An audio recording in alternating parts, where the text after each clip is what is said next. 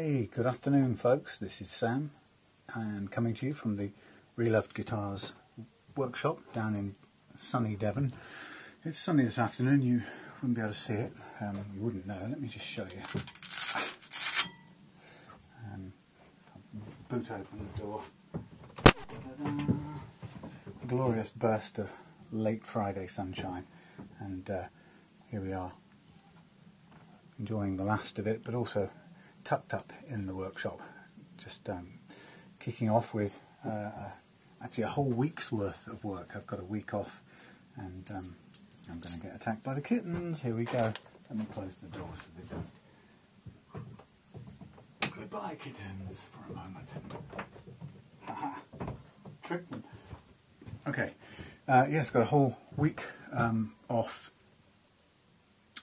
Just nearly ran into the end of the year without having taken my holiday break, so I suddenly realised that if I didn't take it soon I'd lose it, which is excellent because I've got Robert's guitar here to do, which is a very nice Squier Korean Squier Telecaster. I'm going to do a complete sort of clean neck, fret levelling, neck clean up, and going to put on some new tuners, get rid of these horrible old cheap things, and basically just drop the action down a little bit and do a nice full service. And I've also got a bunch of guitars to get ready to go out as well, which is, and I've got a couple of kittens trying to get in, and I've got my old this clunky old Sun Mustang to play around with as well. So plenty to do and a week to do in, which is great. So I hope to get all of these done and ready in this week. And there's a couple of new ones in the house as well. So without any further ado, I'm going to just get stuck into Robert's guitar here. And the first thing I noticed, by the way, is this is carrying some much heavier gauge strings than I normally use myself. So that means I've ordered some heavier gauge strings in to replace Robert's with, because I don't want to put 9s back onto this if he's clearly used to something else, because it will feel all too strange.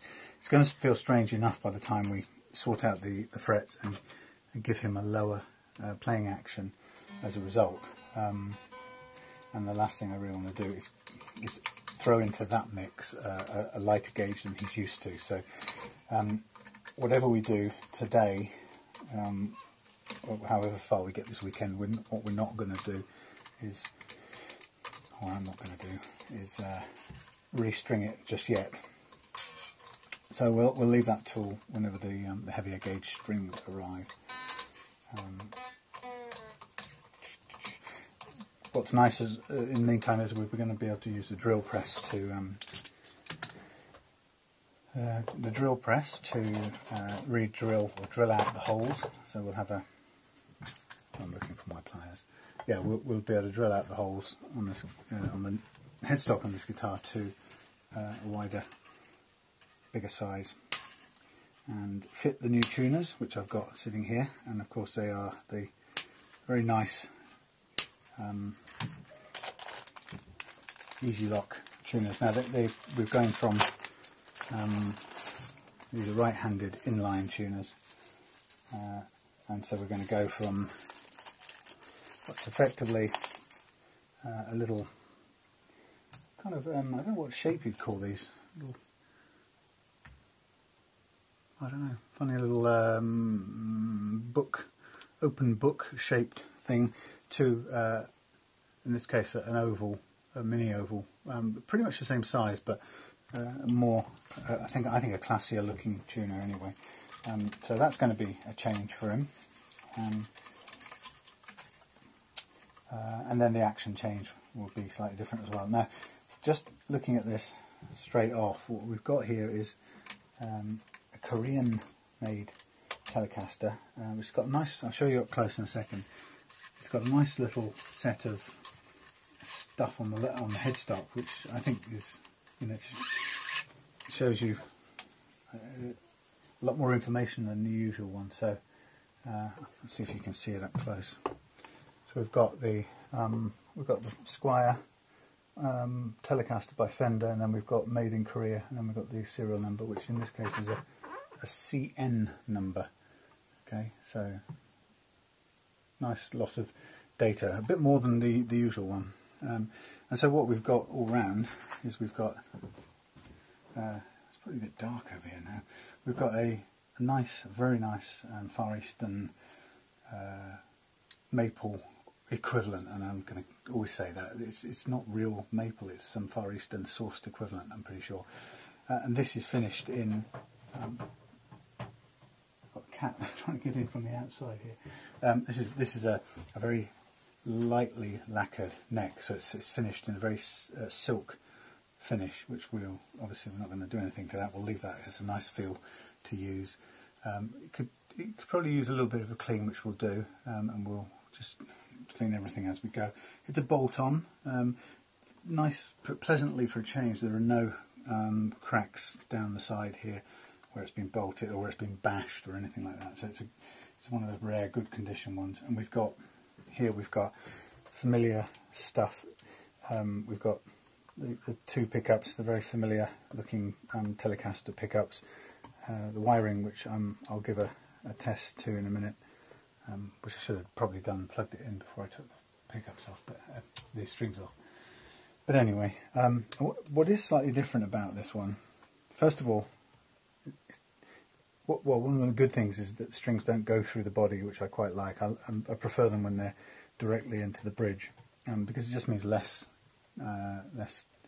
distance. There's not a big angle on the strings coming up through the body, and as a result, it's got these little saddles here. They're all individual, so unlike some of the Telecasters, on this one you can intonate every single string, but he's lost one of the, I don't quite know what he's got here. He's got some various different lengths by the look of it, and he's missing one of a certain length, so that this one doesn't kind of stand up very well. So we're going to substitute that for a slightly longer one, probably taken from a Squier Strat, or a broken down Squier Strat.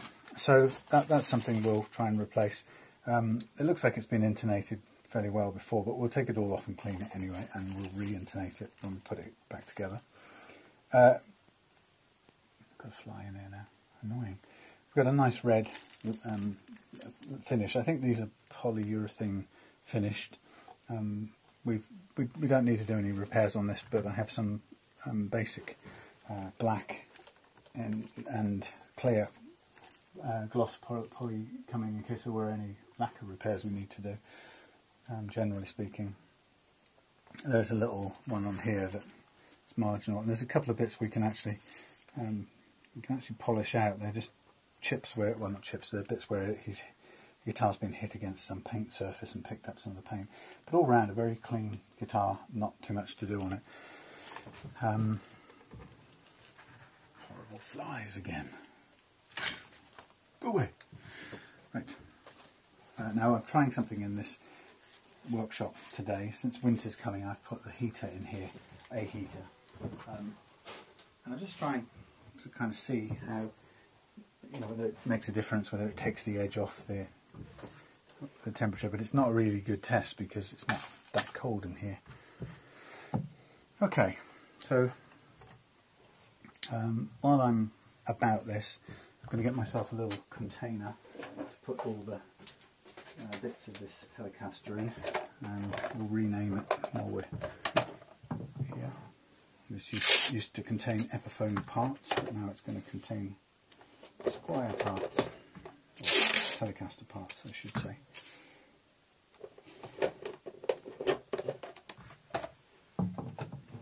So let's see, what do we do first? Let's take these saddles off, and actually while I'm at it I'll get a bit of an overall clean, so get myself a suitable rag. It'd be nice if those flies would go away. Using our friendly naphtha for all manner of general clean-ups. Safe, harmless substance, does a very good general clean-up.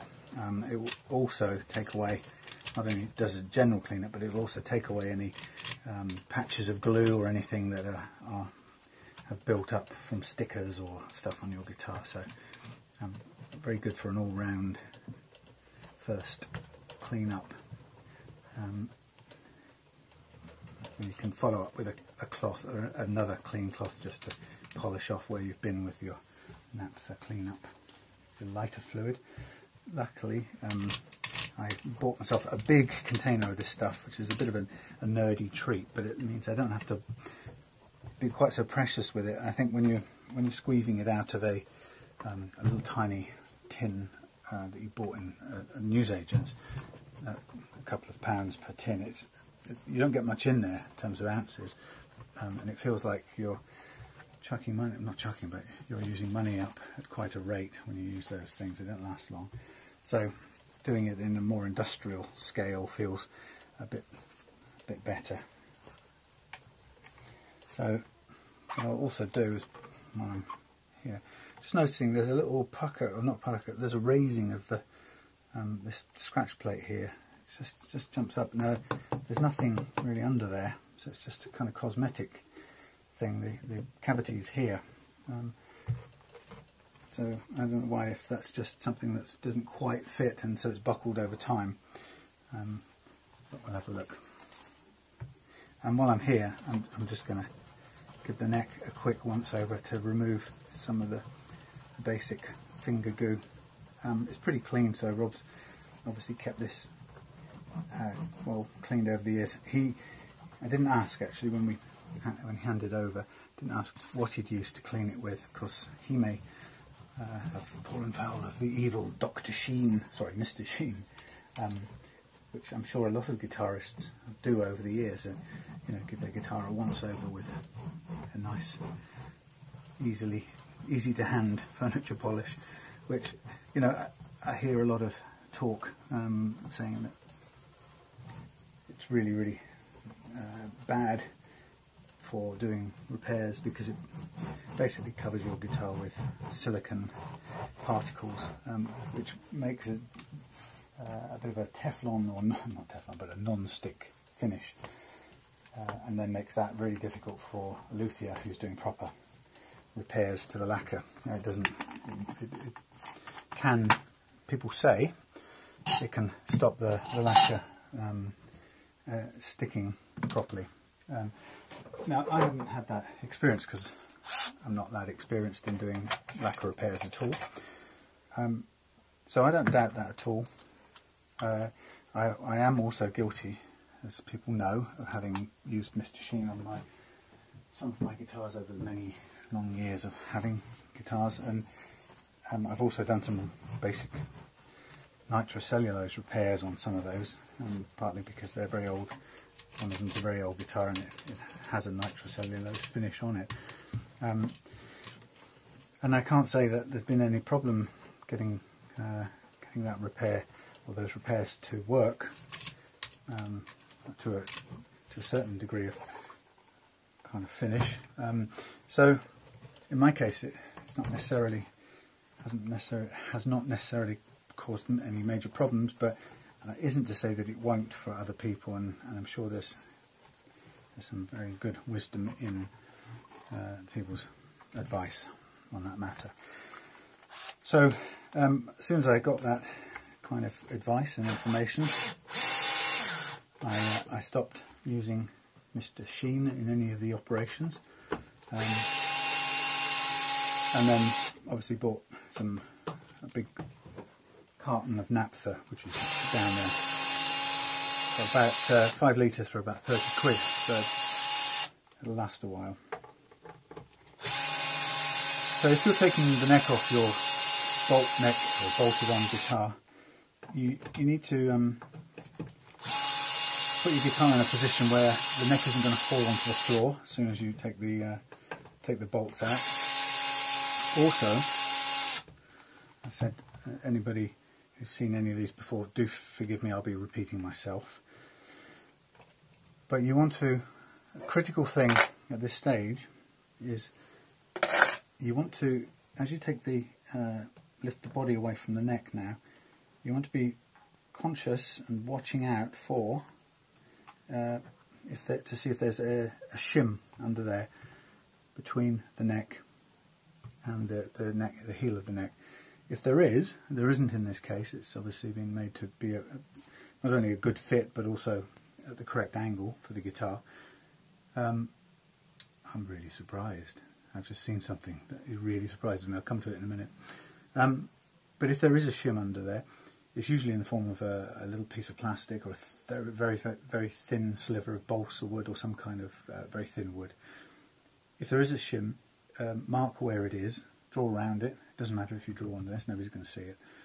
Draw around it with a permanent marker pen, and if I tend to stick it back in with some Evo stick or anything that will just tack it into place. Not something with a huge bulk so it sticks out miles, but just tack it into place.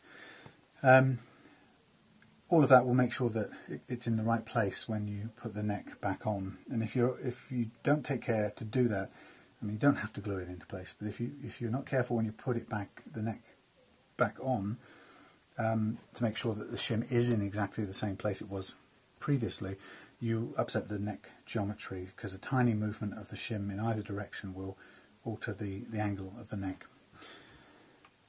So what made me surprised, what surprised me when I saw this was this. We have a plywood guitar. Dun dun dun! So, and you can see it's plywood because it's made of many layers of ply. That's the first time, I think, in all of the work I've done in Reloved guitars that I have come across a plywood guitar. I had one years ago myself. It was a satellite, and I've been looking at people trying to get ridiculous prices for such satellites now on eBay. They kind of talk about them as if they're some sort of classic that really deserves to go for lots of money, which is absolutely not the case. The satellites were and are hideous. They only have novelty value. The satellite, I think it's a T65 or something. It was a catalogue guitar. You bought it out of a catalogue. I'm not sure if it ever sold in a shop. And it's a kind of 3/4 size guitar. And the great thing, of course, when you bought it in the catalogue, is that if you were like me, you didn't know it wasn't a full-size guitar, so you went ahead and bought it, and then got it home, and to your shame, it wasn't quite as big as your friends' guitars. And it also was made of plywood. Now, there's nothing wrong with a guitar being made of plywood. I'm just surprised. I wonder what the motivation or the rationale for it, for these Korean-made Telecasters to be made in ply. Now, I'll just do a quick comparison here. As we're taking off these cheap, you notice these, I've said this many times before, but these very, very cheap tuners, they have, you can feel them, they're quite gritty. They have a sort of a pressed housing which just about fits over the mechanism, but it's a very kind of clunky, primitive mechanism. And the tuner post is, I think, about a 9mm hole, maybe even a tiny bit less, but that's the hole. That's the size that the hole is drilled in the guitar or in the headstock. So these tuners, you can see that the base, the bottom part here, has a much more substantial hole, and we're going to need to drill out to a considerably bigger size. And in fact, an 11mm works on this. So we're going to take these tuners off, and I'm going to chuck them for now into the box of parts, because we'll keep everything together. But we're going to, as I've said, we're going to replace all of those with the Wilkinson Ez-loks tuners. And of course, the beauty of the Ez-loks tuners is, stroke R, when you look at them, that let me get a piece of string to demonstrate. The beauty of these, if I could find my pliers, which are hidden, of course. Yeah, the beauty of these tuners is that they have 2 holes in each post, so that when you come to put them on, you're it makes tuning, stringing the guitar a lot easier. So, yeah, so you may just be able to see this. So you push the string through one of the holes. It doesn't really matter, top or bottom.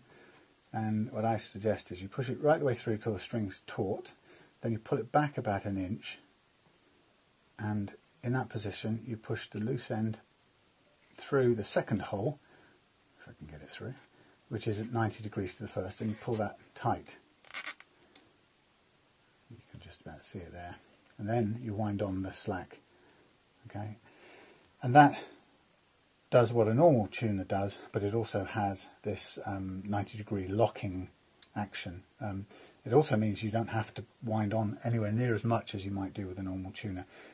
I recommend you don't take these people, Wilkinson, quite at their word. They kind of imply that I think you can just push it right the way through till it's taut, jam it around 90 degrees, pull it, and tighten it to tune. Tighten it just enough to tune it up to pitch. My experience is that's fine. It locks perfectly well with the bass strings like this. My experience is that when you get to the thinner strings, the higher treble strings, that still allows some slippage. And I kind of wasted a set of strings last week discovering that. And so what I would recommend from now on, and what I'll do from now on, is with these Ez-loks I will pull back 1/2 to 1 inch extra. There's no harm in having that a bit of winding going around there. You don't want too much, because if you have too much, that creates a bulk of string which allows some stretch.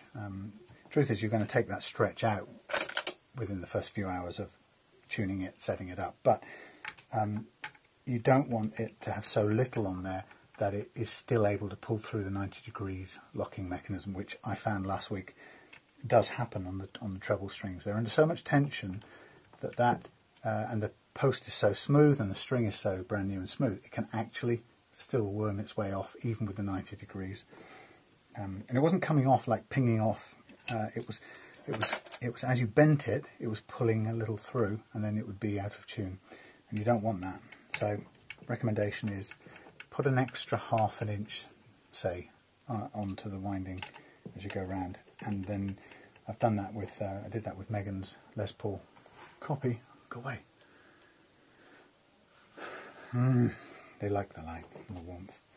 Yeah, I did it with Megan's Les Paul copy last week. When I filmed it, I had done put the kind of exact amount of turns onto it, or no turns, the way that the Ez-loks had recommended. And as I was getting ready to take it back up to her dad in London, I felt it was slipping. I could feel it slipping, and it was going out of tune when you were bending strings.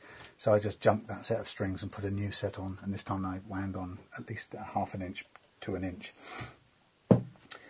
Okay, so go away, you horrible stinking thing.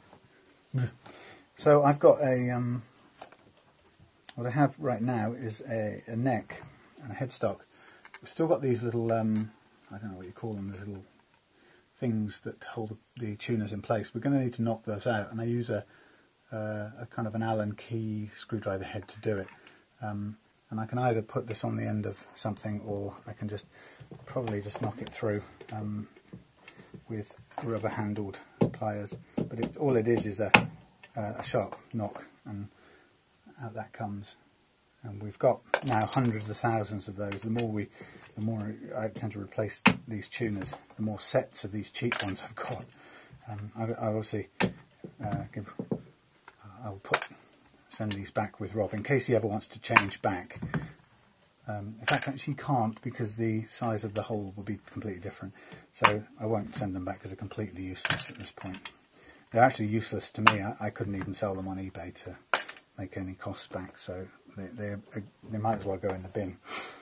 Okay, so here we have a very nice neck, clean fingerboard, bloody fly, tuner holes ready to be drilled out. Now we will also need to fill, in fact before I do any further drilling, I'll probably fill these. Thank you, fly. Can you just go somewhere else? Because what we'll end up doing is the way this will work.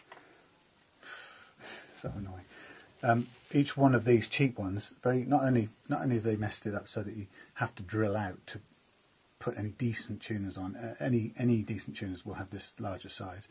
So not only do you have to go through the drilling out process, but they also conveniently they make it so that the cheap tuners demand 2 screws. You know, which means if you are going to upgrade, not only have to drill out, you also have to fill in these holes because they don't relate to any decent quality tuner. They don't match any decent tuner position in the world. So all of these holes will be filled, and we'll make new ones for this. And the way I'm going to fill this is with the simple method of using cocktail sticks and a little bit of glue. And the cocktail stick fits perfectly in this hole, but what I don't want to do is a little trick. I'm cutting just about 1 millimetre back from the tip, and the reason I'm doing that is, and I'm going to cut that in 2 then, and I'm going to need 12 of these in total to do this job. The reason I'm cutting back a little bit is they fit perfectly in the hole, but I don't want, I want them to fit reasonably snugly, but have a little bit of room left to fit some glue in with them so that they'll stay stuck in. This horrible fly. Yeah. Goodbye. Put you in the rubbish pile over there. Weird things. Yeah, so I'm going to just make up 12 of these. Clipping just the sharp bit on the ends. And lining them up so I know where they are. And then we'll just get some tight bond out. And what will happen is I'm going to let them dry, and then I will chisel them or craft knife them to a flat surface, and then I'm going to press them in slightly and just fill over with a little bit of lacquer. And this bit here, it's quite interesting that there's something, it feels like, well, the lacquer under here is a different colour, and I was going to say it's because it's not lacquered, but that doesn't really make a lot of sense. It's just a different colour because after all the years it hasn't had light on it. But I'm going to just fill these holes when we've done it. So 2, 4, 6, 8, 10, 12. There's all our bits. So I'm going to use this plastic lid that I used for some paint, lacquer the other day, and I'm just going to use this same container to squeeze a bit of glue in there. The reason I'm doing this now is that I can leave it setting, leave these little dowel repairs setting while I'm doing other things, and the longer they have the better, really.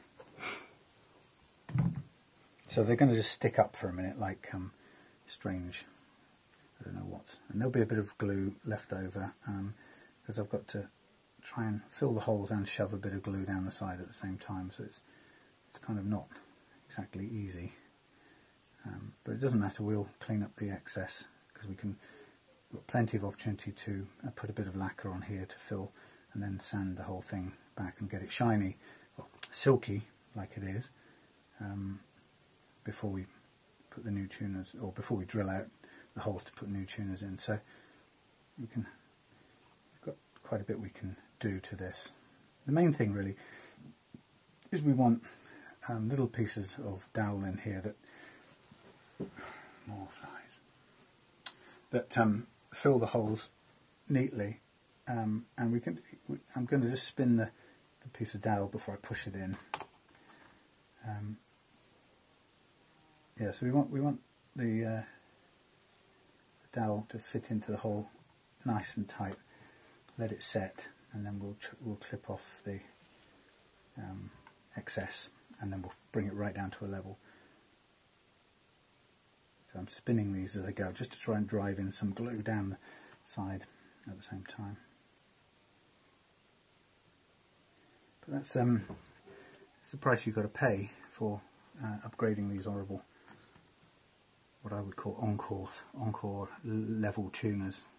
It's such a shame really, because they're nice. These guitars are really lovely in most other respects. So I think Rob saw a video where I did a previous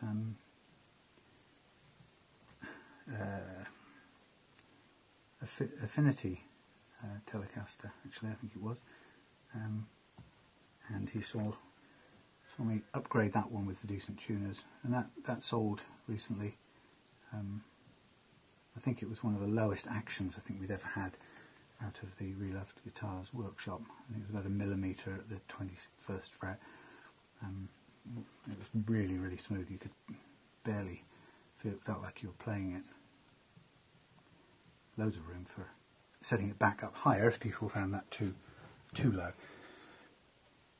Okay, so I'm not worried about the overspill. I'll clean that up later. I will be using a craft knife to level these. I'll cut them with the clippers very short, and then I'll bring them right to a level with the craft knife, and then I'll probably just use a little Allen key drill head just to push them, compress them into the hole a little bit more, and then I'll drop a tiny bit of lacquer on top just to fill the difference, just to kind of keep it in, have it in keeping with the rest of the neck. So I'm going to put this off to one side to let it dry. And there's one we made earlier, and there's a bit of wasted glue, which is a shame. I don't quite know how much it's going to need. Okay, so let's do what we were going to do. Let's take off all these little bits.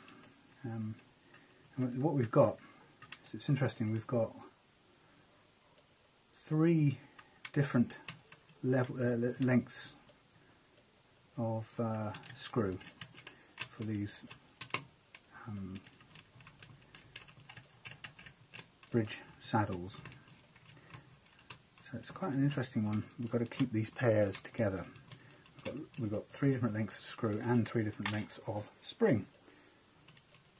So I'm just going to lay them out next to each other because I don't want to have, well, I can find them again because obviously they will match up once again, but I'm just going to take them off for a couple of reasons. One is it gives me a chance to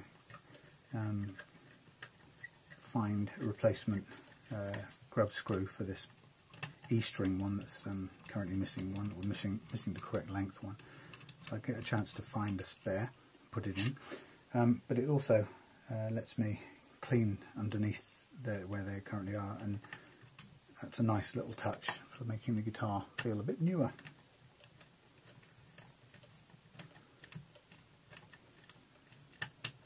Now I can, I'm not going to do anything testing the electronics because Robert would have said if there was any issues, he would have told me that it was crackling or it wasn't playing or one of the pickups wasn't working. So I'm going to go on the basis that they all are all working. So the first 3 have all the same length. No, they don't have the same length screw. That's interesting. First pair are the same. Second pair are the same. So it's 3 sets of 2.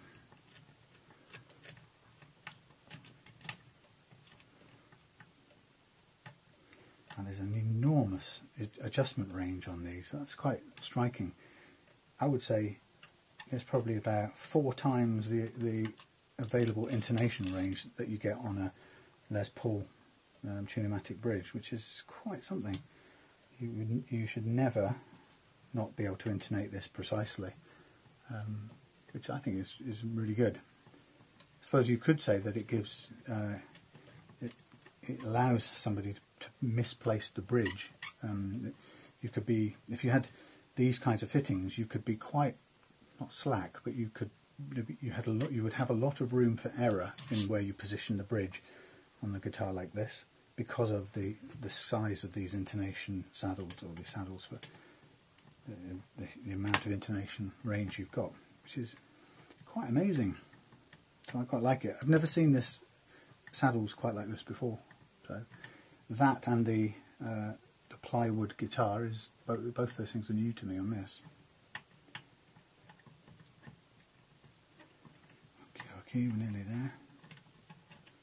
Now the other thing I'll do on this guitar, it has a few playing scratches. None of them are large or significant or deep, but it has a sort of general scratches from wear and tear playing over the years, particularly just above the pick guard here. So what I'll be able to do is when we come towards when we've done the neck, and it's time to getting time to re-string, then I will do a bit of polishing on here with some of my miraculous polishing solutions, which should take it out. So a quick go underneath where the saddles live. It lets me shine that up nicely. The saddles invariably take some of the chrome off this piece of metal, and it is chromed. It's not solid steel or stainless steel. So years of adjustment or even movement of the strings will wear, I don't know if you can see, but it will wear little pairs of foot scratches where the little grub screws have been. Now in my set here I'm looking to see one of the problems that oh, hang on a minute, I'm making an assumption here. I assumed that Rob had one piece that was too short, and he has got one that is slightly short, but it's nowhere near as short as I thought it was. And the problem with it was extended all the way out, so one of them appeared much longer than the other. So actually we don't need an unusually long one, we just need one of the spare ones. And this is actually upside down as well. Don't quite know what that's about. So let's think. I can tell which is upside down because of the way these little saddles are. Again, you can't see, it's not very clear. They have a kind of groove built in all around them, and so that the groove sits to one side or the other, which tells you. And actually on this guitar the groove sits towards the upper side. Well, that's how it came anyway, so we'll always make sure we replace them this way around. We could do it either way because we could put the screw through either way, but we'll do it that way around. Now, having just adjusted these things, what I can see is they're actually all the same length, so there is no problem. We don't have to go looking for a spare one. But for some reason Rob seems to have had them pointing in strange, one of them all the way out, one of them all the way in, so it looked like they were two different lengths, but in fact they are not. So we have got the full complement. I think they were just, fair to say they were just set a bit wrong, but we can take care of that because we'll need to anyway when we come to set the playing action. So we'll probably find that these things don't have to stand out on stilts quite the way that they were a minute ago. They'll actually be a lot lower, and that means the little grub screws will be a lot further into the body. And some of them back to front as well, not allowing for any adjustment, which again I don't quite understand why that would be. So we can take care of that. But once we've done that, I'm going to actually put these back onto the body of the guitar because I don't want to lose any of the parts, and there's no point having them. They're not going to get in the way of anything we're doing. And certainly not in the way of polishing if we're going to do a bit of polishing the finish. Now these are interesting. These not fitting beautifully well in this. It looks like it's going through at a funny angle, which it is. So there's something slightly not right about the hole that's been drilled through this barrel. But we will make it work. And it's interesting to see that on 3 of these, let's get this right, on several of these pairs, the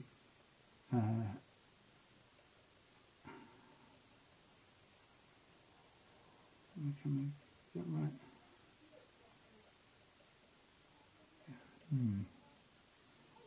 Yeah, there are some of these pairs where the what do you call them? The grub screws are in opposite. One's upside down compared to the other. So I've just got to make sure they're all the right way relative to each other, because you want to be able to, you want all the open ends of the grub screws upwards so that you can make your adjustments. Otherwise there's no point. They just become legs that you can't do anything with. So having cleaned underneath there, actually, just want to give it a clean, quick go with a cleaner rag. Right. And we're going to now put these back on so I know that they're in the right place. Making sure that the hollow end of the grub screw is pointing upwards and that the groove is pointing towards me in this case. So we have all the strings in the right spacing. If you get those the wrong way round on this, you'll find that you've suddenly got a massive gap between two particular strings. Okay, so that one on and safe. Next one.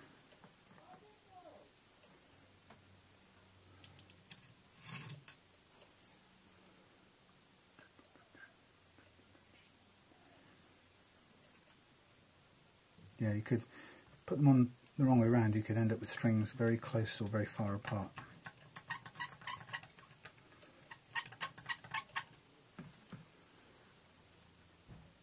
So it's all, as with all of these things, it's, if you're going to take things apart, just always remember, even if you don't have a very good memory,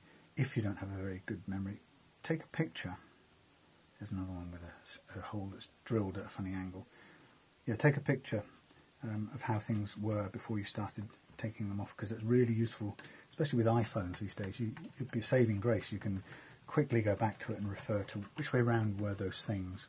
And if you don't quite trust yourself to remember things, do make sure you take that picture, because by the time you've done about 3 different operations, you can think to yourself that you'll remember everything, but it's quite hard to. I mean, I was making it easy for me there by saying it out loud, which is one way I tend to kind of remember where things go.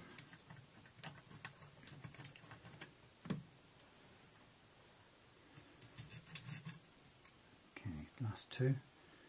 Get the adjustable side up. Go away, fly. Hateful thing. Yeah. Okie dokie.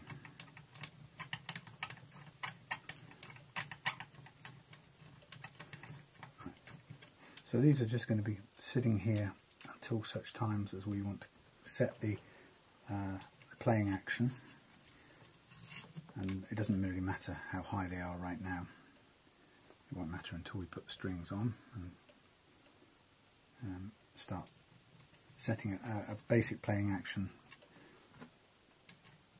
as part of the kind of rundown towards fine-tuning the action and setting the intonation, which is pretty much the last thing we'll do. So,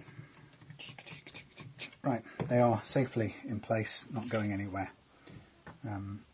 Won't really interfere with anything. Okay, everything else is good. There's no need to take these off because the switches are, the knobs and switches don't spin. I had on the black and white one I had, the knob just kept going on round and round forever. This little bent piece here, I'm not going to do anything about because it's not doing any harm. It's just that the plastic is slightly humped between these two things. But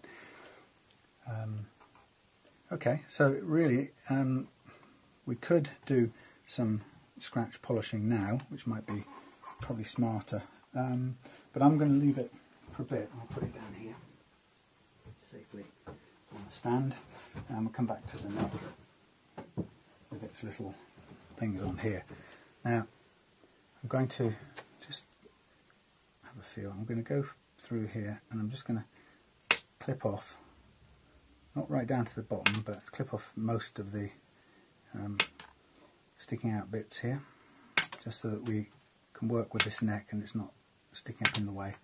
And these little pieces of wood are going to fly everywhere, as you can see. Don't mind, I'll sweep them up later. It's not hardwood, or it's not as hard a wood, obviously, as maple, or the equivalent that the neck's made of, but it'll do for its job as a filler. Okay, so I'm just going to put this as a support under here because I don't want those touching the ground just yet. So just looking at this neck, the issue about necks for me is that this is where we focus most of our attention on, because to me getting the neck right, or as good as it can be, is the heart of a good setup.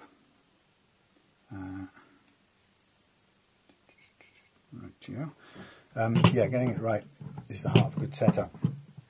And what in our experience, what we found is that all necks come with uneven frets. Now, some people have asked, how do you know a fret is high? Is there a set height that it should be? We don't really work it like that. What we do is we always think about it relative. So we're always thinking about the frets relative to each other. So when we say a fret is high, we mean relative to the frets either side of it. Now that could be because the frets either side of it have holes in them, or troughs in them, which makes the middle one seem relatively high compared to the ones either side, but perhaps compared to all the rest, that one isn't actually any higher or lower. So we only ever speak about it being relative. And the beauty of when you fret level, the beauty of only thinking about it relative is you don't need to think about what height should it be, or what's the maximum, the actual physical top of the fret should be above the fingerboard. What you do is you work from the top downwards, and you use a really strong, solid, flat surface file for this purpose. And by using that file all the way along the neck length, you ensure that relative to each other, all these frets are level. Now, key to that is to have the neck straight, and that's something that we would do at this point now, is to see, okay, in relaxed mode, i.e. without the loading of the strings, what is this neck doing? Now, given that if I hold it in this direction, it's subject to gravity, which will pull the wood downwards a little bit. Equally, if I hold it that way, it'll pull the wood the other way. Holding it that way, the wood doesn't bend in the same kind of way. It will try to bend down still, but it's held a bit more stiffly. But I can hold it like that, and I can just look down the length, and I'd say that this is at this stage, this is pretty straight, and that's kind of what we'd expect to find, because what tends to happen is the amount of relief or curvature you need on the neck when you're playing it, when it's strung, tends to be just as much as gets pulled in a level neck when you put strings back on. So they put the strings back on, and it will pull the neck into a bowed shape because it's trying to pull the headstock towards the bridge, right? And I'm finding general rule of thumb, and it isn't exact, but general rule of thumb is if we start with a guitar with a neck flat at this stage with no strings on it, it tends, in my experience so far, it tends to be that when you load it with strings, it tends to be in just enough, sometimes maybe a little, not quite enough, but usually just enough to bend the neck to give you the relief, which is this sort of gap down here that you need for the strings to kind of vibrate and rotate. So what I'm really looking for now is, the principle is, I want to not do anything, I'm not going to do anything with the frets here until I'm convinced the neck is, as far as I can get it, flat. And often you'll find that the two sides of the neck say slightly different things. In this case, this side says absolutely flat, and this side says, if you were to bet anything, it is fractionally convex. So this side's flat, this side is just slightly humped. What does that tell you? Well, it tells you there's a slight twisting of the neck in some way, but not enough to make too much of a difference. It will always be a slight compromise, and if I was really bothered by the difference between the two, I might tweak this one a fraction, but I would maybe expect this one to look a bit more concave at that point. So I'm going to go for a balance between the two, probably remembering that of the strings, the string that's going to rotate or move the most, and therefore needs the more relief, is the bass strings. In which case, I feel instinctively like I want this edge to be the straightest of the two. So while you're at it, you can get yourself a the correct Allen key, and I'm going to want to put, I want to take a bit of hump out of it. So I'm going to turn this a tiny bit counterclockwise, with the idea of seeing if I can just release a little bit of that hump. And it's a tiny little movement I just made there, hardly anything. And I'm looking down that neck again, and I want to see it go from being slightly convex to just about level, and I think we're almost spot on. Okay, so that was just a minute little movement. As long as you keep those movements to that sort of size, you can't do any harm. So, principle now is we're going to get ready to, nice piece of red from a screw, from around a screw hole that's come out of the body. Yeah, we're going to get this neck ready for fret leveling, and the first thing we're going to want to do is I'm going to keep protecting these until they're fully dry. So I'm going to keep the neck raised for the time being. But to hello. To do this, I'm going to need to protect the fingerboard. So I'm going to get down the trusty masking tape and begin the laborious process of masking off the whole of this fingerboard. So we are off to footy, back from shopping, and now it's time to do the masking the neck of this lovely guitar. This lovely, amazing plywood Telecaster, Korean Telecaster made in plywood. So what I'm going to do is I'm going to take this neck, and using good old-fashioned, fairly inexpensive masking tape, I'm going to mask off the neck. And this is going to be our principal way of protecting this nice fingerboard from any work we do now on the frets. And it's worth taking the time to do this properly. And you can see what I'm doing is I'm going right up to the edge of the frets, so we can leave the frets exposed, but make sure that we get the fingerboard fully covered up as accurately as we can. And you notice what I'm doing is I'm leaving quite a lot left over, because I'm going to go around the back and pinch it together like that. And having it pinched together where possible in a little tag like that makes it quite a bit easier to get off at the end. So that's my reason for doing that. So I'm going to go all the way through this neck, and of course as the frets get closer together, you'll see that I'm going to need to cut this masking tape into thinner sections, which is why I've got the board here. And that gets a little bit painstaking, but there's no easy way around it, because you can't do it any other way, so you have to have a bit of patience. So any second now I'm going to run out of, it's going to get, the frets are going to get too close together to use single pieces of masking tape.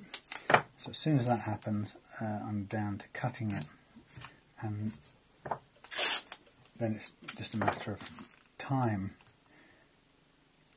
So if you're ever going to do this again on this guitar or your own guitar, I do thoroughly recommend that you pick a time when you've got enough time to spare and you're in the right sort of mood, because whatever happens, you don't want to be rushing this part of the proceedings. It's worth remembering that the fretboard and your frets are they're the surface that you relate to your guitar through, and there's no substitute for getting this right. You really don't want to mess it up. So, having run out of tape, or having reached the point where we can't go any further, what I'm just going to do is line up a series of bits of tape, and I'm going to use a straight edge to cut this, because first of all we're going to go into cutting the tape in half down the centre, but after that I'm going to need to make the tape cut the tape into thirds, and so going to need to be pretty accurate because you don't want to waste the strip in the middle because it's all wiggly. So I'm just going to get myself a slightly sharper edge or sharp point on this. So as I say, first bit I'm just going to run, I'll use the square edge, I'm going to run down, roughly down the middle of this. And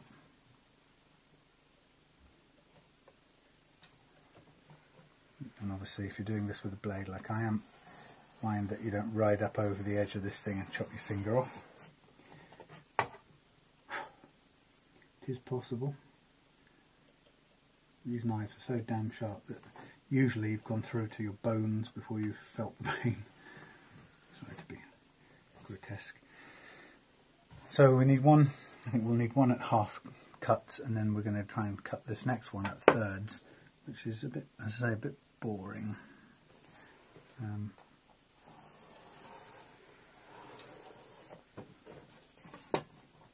But it's necessary. So put on your favourite tracks and listen to something to keep you entertained, or put on the radio, or you probably wouldn't be surprised that I'm a Radio 4 type listener, but don't get to listen to it that often. Way, see, little white lines have gone totally wiggly. I don't get to listen to Radio 4 that often while I'm doing this because I'm usually talking my way through it. But if I'm working on one of my guitars that isn't being videoed, then I will put on Radio 4, usually.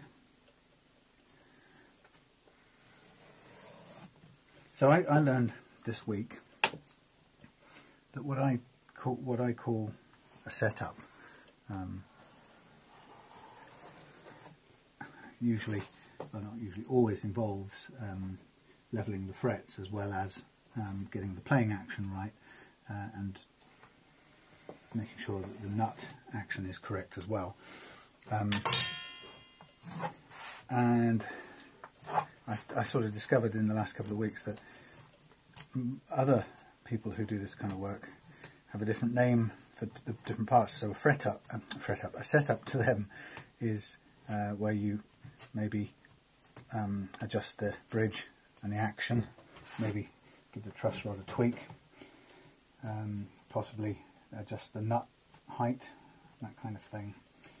But the thing that I do as a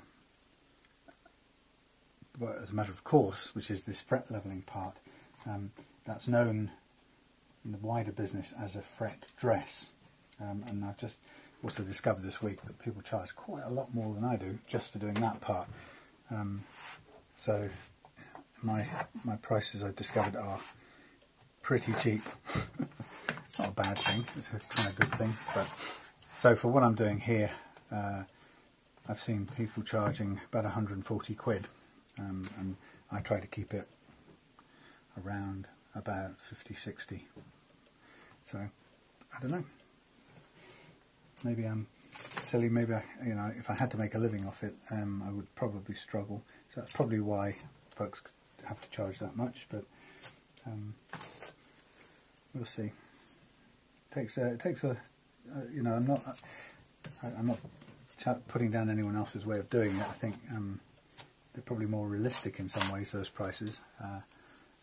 One of the things I learned this week when working it all out is the amount of work that goes into all the stuff that you don't see, everything else other than this, to get a guitar in good shape, or certainly to buy and sell one of these guitars and get it out to somebody who wants a good quality, well set up guitar. There's a lot of work goes into finding it, buying it, paying commissions on it to eBay and to PayPal. Then there's all the work doing, there's going getting it. Sometimes I have to go and physically fetch it, and sometimes it's getting it through the post and paying for that. And then beyond that, then there's all the work we do on it, and then after that there's the taking photographs of it, there's editing those, there's making the videos, editing the videos, and so on and so on. And here comes my beautiful assistant with my treat for this my week. treat, this week's treat, my microfiber cloths. How I love them. Now, microfiber cloths any good guitar luthier worth their salt will tell you, thank you, that they kind of have a bit of scratch ability in them, so you wouldn't really want to use them, but I've used them and they have never left a scratch, these kinds, on anything, so they're kind of lint free, that's probably a better way of putting it. Yeah, so limp free. So having worked out all the work that goes into these things, I can fully understand why people charge sensible prices for doing this kind of work. Oh, my lint-free cloths have taken a tumble.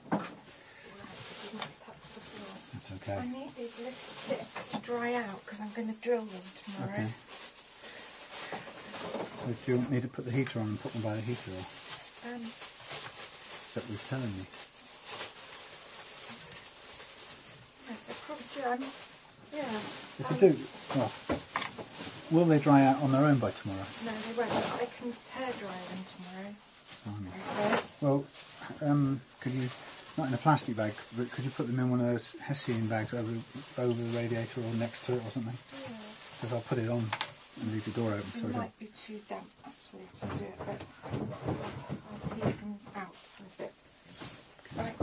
Oh, it smells all sea-y in that box. That hot thing. A bucket of driftwood. Yeah. Right. See you in a bit. Sorry. That's all right. Right. Is that really the worst one? Which one? Vintage. No, vintage is the best one. Oh, best. Oh, right. Yeah, Okay. the worst one is this one here. The Ace Pro. The SG copy. Yeah. The leaderboard of shame. Which guitars have? We'll probably add. Well, we're going to add this one to it. I forgot, as a highlight I've got to look forward to in a minute. Woo! A new entrant this week in at number. The fairy assistants just wandered in. Oh, look out! And both of them. Come on. By the way, don't you think that whoever invented Marmite and cheese should be awarded the best two things to put together in one mouthful? They are very good. Come on, man. Come on, because you'll get in the way. You certainly will. Come on, good boy. Come on. So, yes, see you in a bit. The fret leaderboard of shame. This refers to the number of uneven frets on each neck that we get through here. And of course, we've done about 40 guitars now, so there's a lot more that from a bit earlier that we didn't record. But from now on, we've got this leaderboard. I'm going to record every neck that comes through, and we're going to see who gets to the top of the leaderboard. And at the moment, at the top is, you might be surprised, but it's a vintage V100 Les Paul guitar, and that came in with around about, I think that's been a bit optimistic actually, I think it was more like 20%, so I might alter that, but it was very, very low number, comparatively low number of uneven frets, which puts it as a clear out in front. Nothing yet has come close, and that's quite amazing. And I suppose ultimately the amazing thing about all of this is that these guitars, oh hello, another fly. These guitars all come with uneven frets, relatively uneven. That's like relative to each other. They are uneven, which is quite amazing. And you think to yourself, why is that? And my take on it, I don't know for sure, but my feeling is that the process of putting the frets in is pretty unscientific. You know, these are little bits of wood, little bits of metal that are squeezed into place, into slots pre-cut with a little saw, and they're squeezed into place with glue to hold them in place. So, and then squeezed down a certain amount until they, I guess, rest against the fingerboard, and then the pressure's released eventually, and they stay there. So, just by the kind of method that they're put into place, it would be, I would imagine, it would be kind of impossible to ensure that they all ended up at exact level relative to each other. So I would be surprised to find a guitar that came from that process with level frets, to be honest. So at the moment there's not a single guitar we've seen through here that has level frets. And the reason we do something about it is because so far in my experience, what it means is that the levelness or unevenness of your frets has an impact on how low you can set your action. And it's been my experience that most guitars that haven't been looked at or set up well come to you with a sort of default action set on them, and it's usually quite high. And the reason it's high is because, put it this way, it's as low as the owner can get without the strings buzzing or choking. And the strings buzzing and choking is due to it can be a number of things, but usually it's due, or it's exacerbated, certainly made worse by uneven frets. So making the frets even or level relative to each other does a number of things. First of all, it takes out any dents and grooves that you've worn over time into the frets anyway, so it takes care of that. It takes care of any scratches or chips that may have occurred which get in the way of bending strings. But then what it also does is that it will take away the high spots so that you can lower your guitar action without quite a bit more without ending up getting buzzing or choking notes. So that's why we do it. And we can also then repolish at the end of the whole process. So it's a kind of, basically it's a three-stage process. First of all, we level the frets. Secondly, we re-profile them, we reshape them, because when we level them we put, I'll just do a quick drawing. When we level them we put a flat spot on them.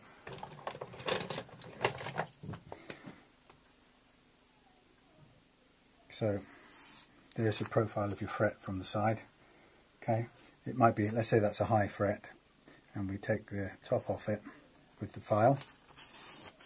Okay, no comments, no jokes. So we end up with a fret that looks kind of more like, I'm going to run out of paper, a bit more like that with a flat spot on top. And then what we try to do is these are rubbish sticky pads, I tell you.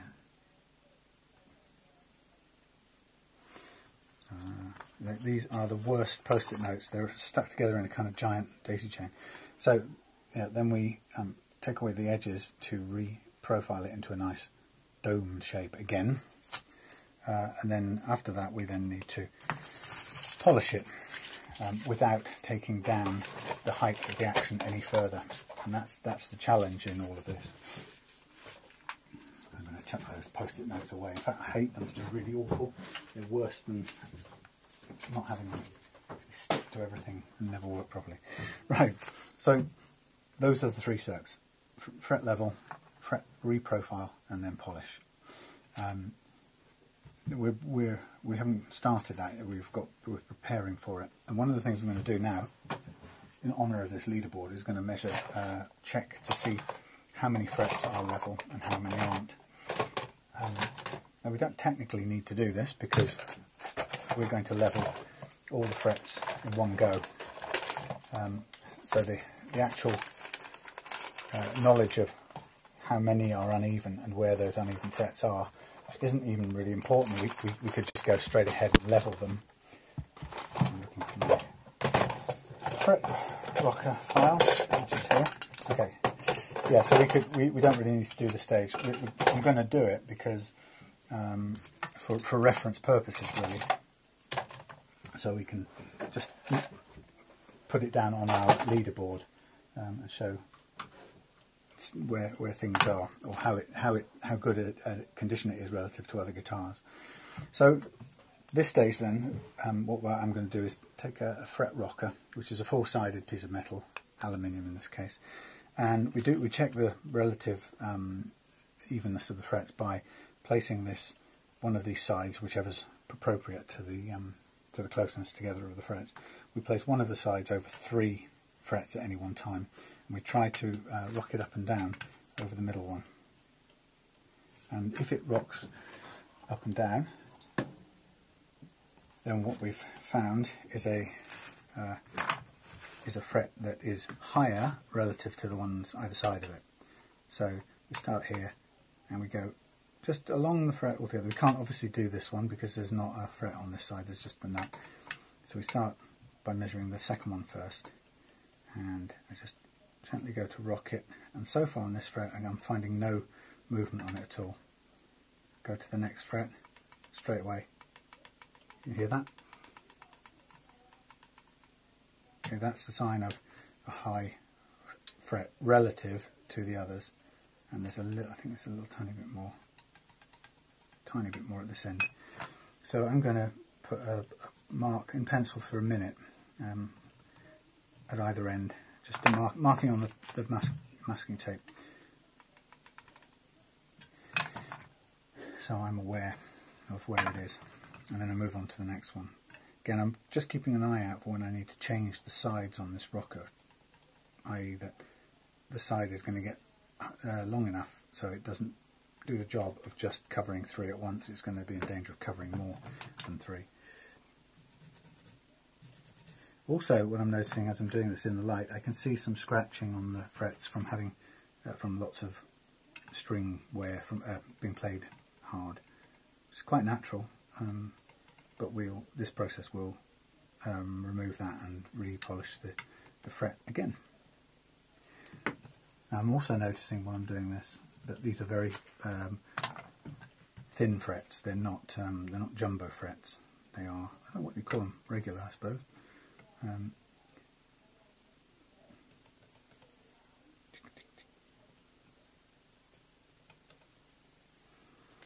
Okay. They're a little thinner wire than some of the ones I've been doing recently. So my fret crowning tool will do it, but it's not ideal for it. It prefers slightly wider frets.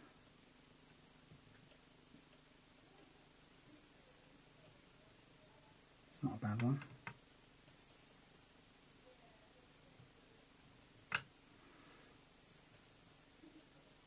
Quite impressed. We're getting quite a long way along here without finding more. Yeah, there's one.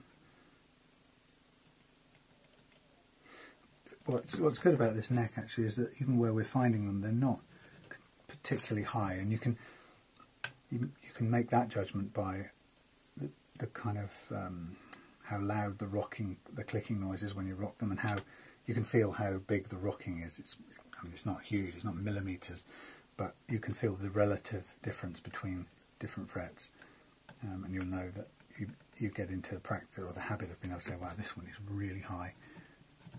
But these are generally quite mild. Where they are high, they're not that high, if you see what I mean.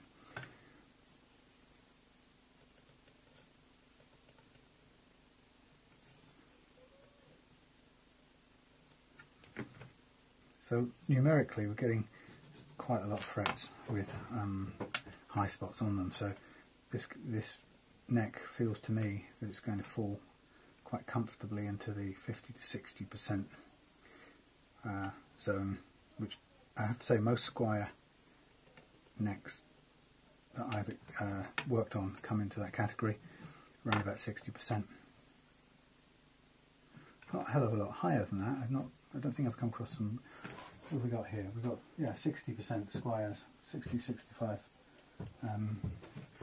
Oddly enough, one of the worst ones, second to most worstest in my leaderboard, was one of the quite expensive Ibanez RG series guitars.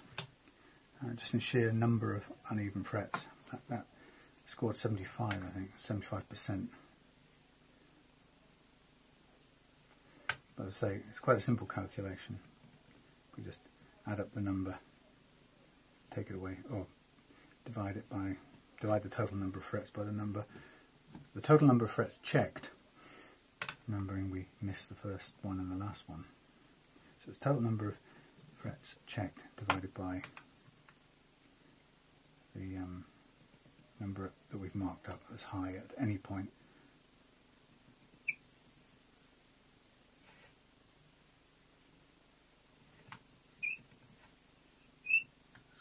noisy.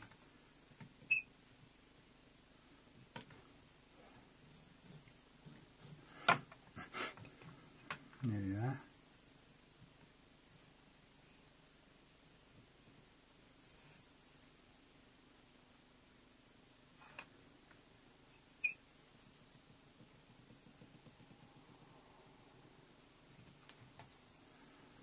So most of the frets at this end have high and low spots relative to each other. And that one, except even the final one does. Okay, so what I'm going to do is just quickly remark these in marker pen on the masking tape, but I'm also going to, yeah, that's what I'm going to do, on the masking tape.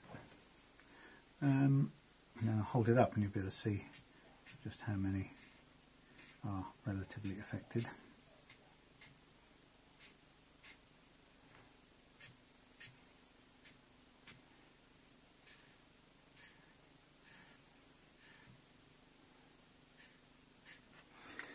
So out of 2, 4, 6, 8, 10, 12, 14, 16, 18, 20, 21 frets, take away 2, 19. Out of 19 we've got 1, 2, 3, 4, 5, 6, 7, 8, 9, 10, 11, 12, 13 out of 19. 13 out of 19, it would be easier if it was 13 out of 20, wouldn't it? So that would be 75%, but it's more than that, so it's about 80%. Okay. 13 out of 19. Is that 85? Let's have a look. If it was 13 out of 20, it would be 7.5. Sorry, no, it's 6.5. Get it right. So this is close to 70%. So I'd say 68% to be on the fair side. And this is the Squier Tele Korean.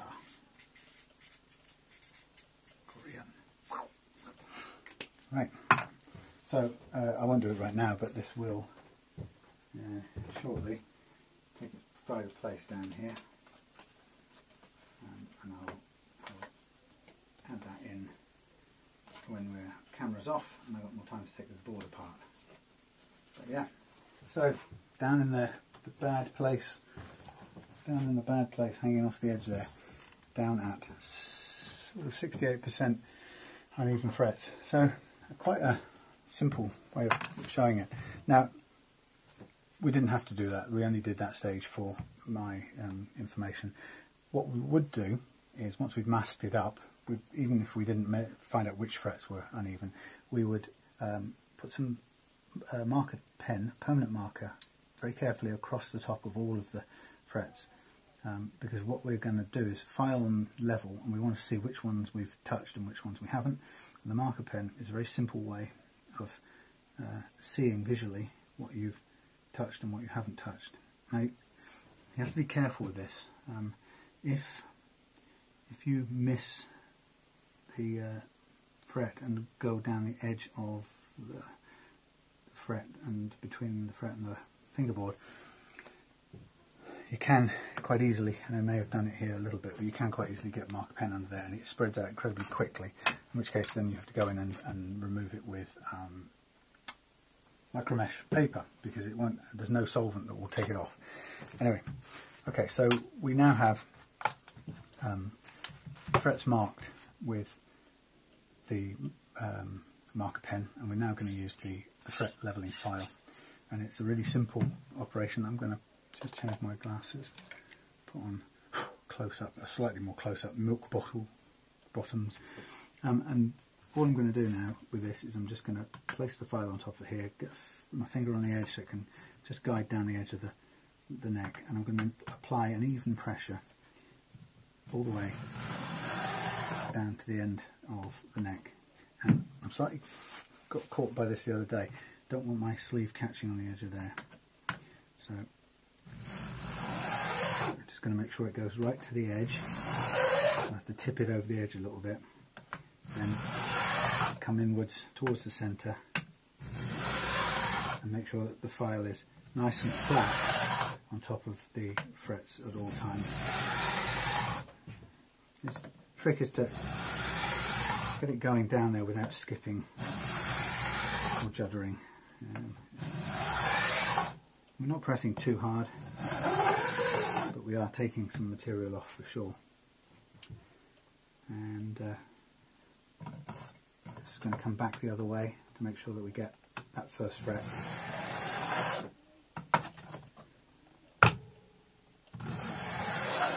Tendency is to miss the first and last frets when we're doing this.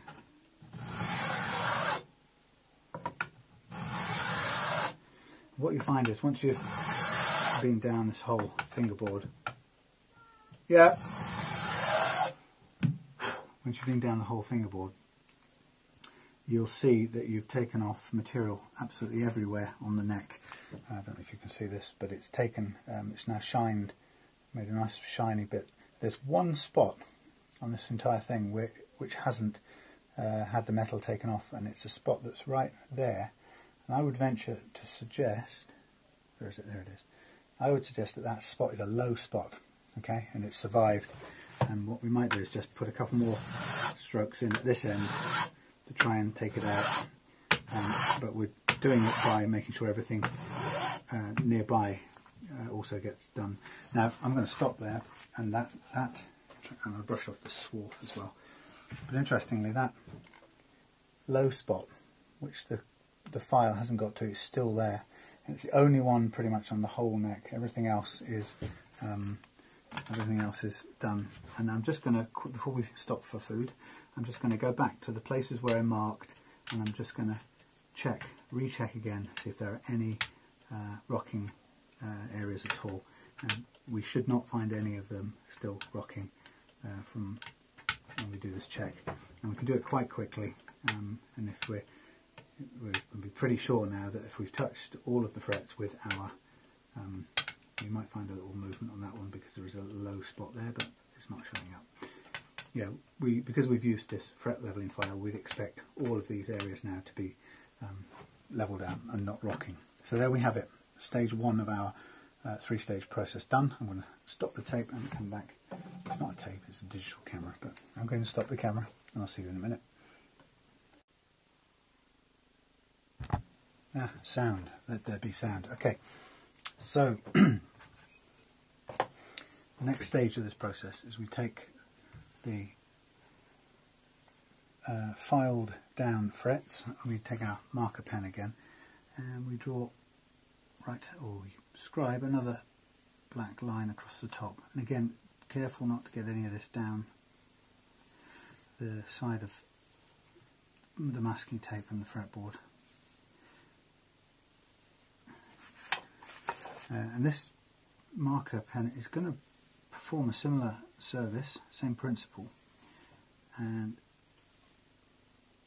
we're going to use it to tell us or to confirm something to us, and that is that we're not taking any more height off the top of the fret that we've just levelled. And that's the important part about this process. We want to reshape the fret so it's smooth. But we don't want to take it down any further, and so we're going to use a fret crowning file made with diamond cutting edge, and we're going to use this across the top of the across the top of the frets, and what it will do is it will take off the shoulder of the fret, but leave the I guess you imagine it like this. The concave file will sit on top of the fret and cut away the shoulder and stop. We'll stop before we rub off any of the black marker.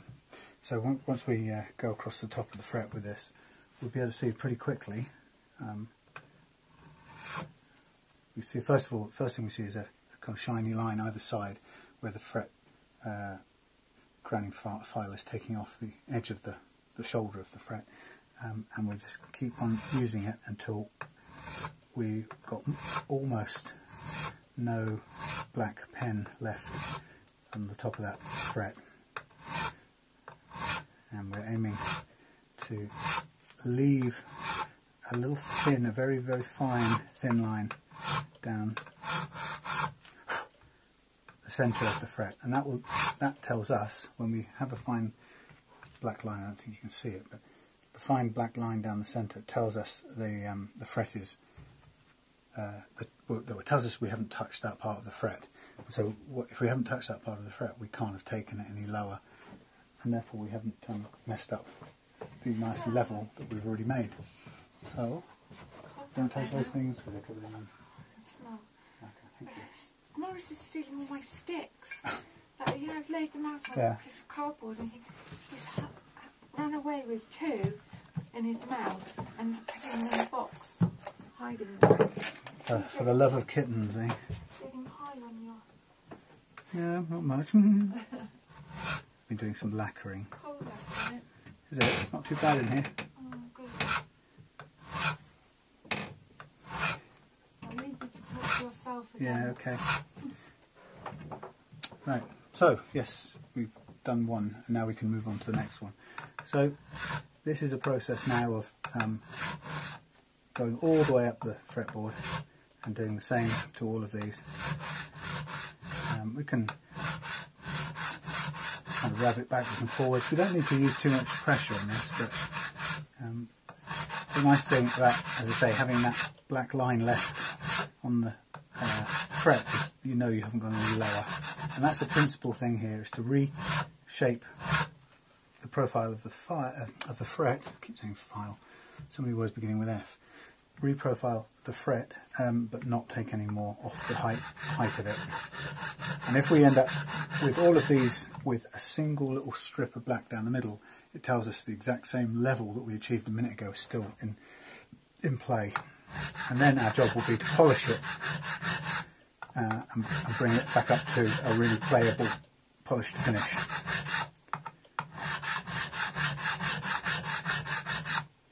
Now these tools, this tool I'm using, the diamond fret file from an American company called Stumac, is an expensive piece of kit. Really, I suppose it is if you're new to this. It's, I think, about $60 US plus postage. So by the time you get it, it's probably about £75 if you're in the UK. But it's pretty amazing, hard-wearing piece of kit. The only criticism at all, I mean, you get 2 types. I think you get one in 150 grit and one in 300. I went for the safer option in the 300 grit. But the only downside of this is that it actually hasn't got a marking on it. One side is for jumbo frets, the one side is for medium, and it doesn't have a marking on it to tell you which, so you have to work it out yourself and mark it regularly because it keeps falling off. But it's not impossible, it's not hard to figure out which is which. You'll get used to it after a few goes. But it's well worth spending the money on these things, although you can do it in more low-tech ways. I think I did about 15 or 20 guitars using a much simpler method, which was a 3-sided or triangular file with one soft rounded edge, and you can use that on here to just kind of cut down the side of the fret until you get to near the top, and then you stop, and then you go down the other side and do the same till you meet in the middle. And it achieves the same thing. It's just a little bit slower, possibly a little bit more accurate actually, because you're in full control of avoiding touching the top at all, and you can. My experience is you can get a little bit of a finer line with the 3-sided file than you can using one of these. But yeah. So plan here then is to go up and reprofile all of these frets, after which then we have to polish them all up, and the polishing regime is quite particular. You have to ensure that the scratches left by this thing are quite beastly, and in order to make a fretboard that is playable, you have to remove all of those scratches, and that's easier said than done, and the reason for that is that you have to know just exactly how far you have to go with a certain fairly heavy grit of paper to get rid of the scratches. If you move on to a lighter grade of paper before you've removed the scratches, you'll never actually remove them. You'll make the thing look shinier and shinier, but you'll be leaving some of these scratches in place. And if you're leaving any of the scratches from the fret leveling file in place, you'll find that your string catches in them when you try and play or bend the strings. So experience has shown me that the secret is to, say for example, if we go from this, which is the scratches on top, we will start off with a paper at say 320 grit, and we'll work on it long enough to make sure all of those scratches from the file have been replaced by scratches from the paper. It sounds silly in a way, but that's pretty much all you're doing. And then once you're confident that there is not a single scratch left from the file, then you move on to a finer paper than 320, and you keep going until all your 320 scratching has been removed by a finer paper level of grit scratch, and so on until you're we tend to do it with the micro mesh papers, which then takes it down to almost a polish, and then we end up with a bit of Dremel time with some polishing compound to finish off. So it is very particular, and it's very much about having the patience to stick at it until you're absolutely sure you've removed the scratches from the file, because they're the ones that will spoil the whole thing. And if you don't do it, you'll get to the end and realise you've still got the scratches in, and you have to go back to the beginning, which is very, very disheartening. So we're moving along quite nicely. I'm just gauging it all the time by the continuity of the black line along the top, and when I think I've got it fairly as small as I think I can get it, I'll move on to the next one.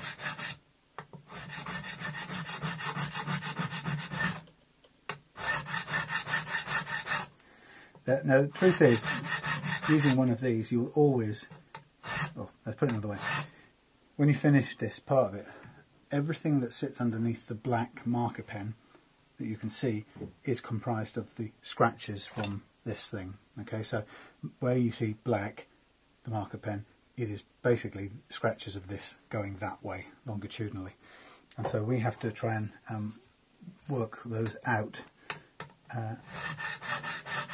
But it is, by the fact that we've got some black marker all the way down all of these frets, it means there's quite a bit of scratching to remove, and we have to do it all at the same level because we don't want to lower any particular single fret's height whilst trying to remove these scratches. So all the way through we are really focusing hard on doing this job without affecting that height, so that if we do anything with a sandpaper after this, we're going to make sure we do it equally across all of the frets, so that if we're taking off a micron, we're taking it off everywhere, and so the frets will go down together, if they go down at all.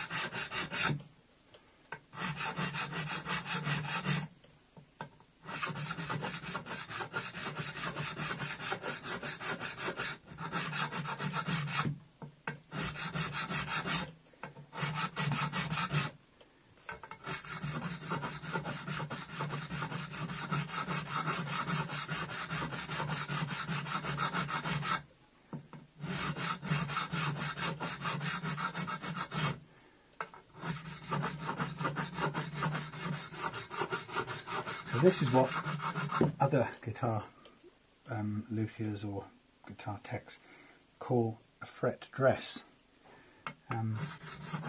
Sometimes I suspect that some people just rub the frets with a bit of wire wool and call it quits, because as you can see this process has taken quite some time, and there's no easy quick way of doing it. So if you're committing yourself to doing this, you are going to be spending an hour and a half getting this right.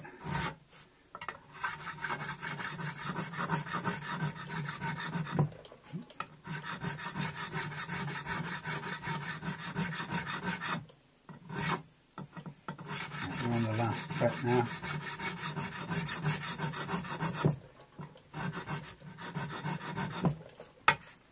Stay.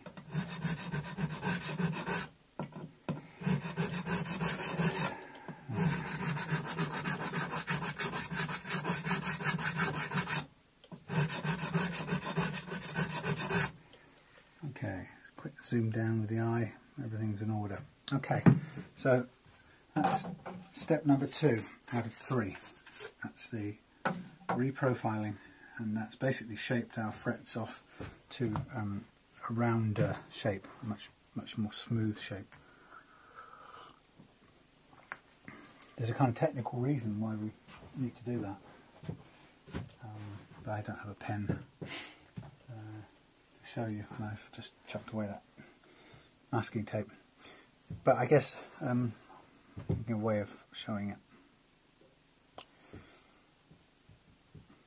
Okay, maybe we'll just try and show it this way. If when you have a fret that's a nice round shape like that, the string kind of sits right at the middle point here, or the intonation point is right on top. So imagine this string going across the fret like that. Now, if you chop, flatten, forget this piece now. Imagine we've got a nice curve here and we've flattened across the top here.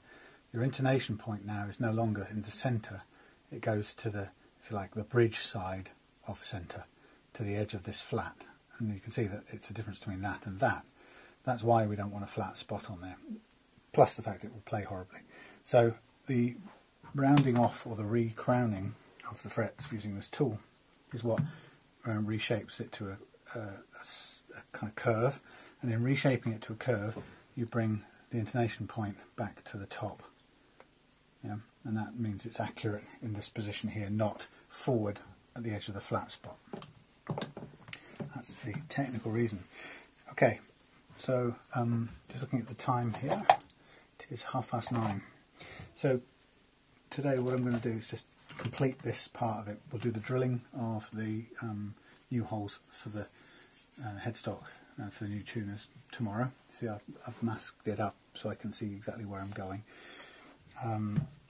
The drilling is supported by an oak block, so we'll drill through onto oak, which will stop any splitting happening under there. But now what we're going to do is we're going to prepare the prepare our attack with sandpaper, and I'm going to use some 320, which I've got here, 320 and some 600, and I'm going to use this ruler to cut them, but also after that I'm going to use the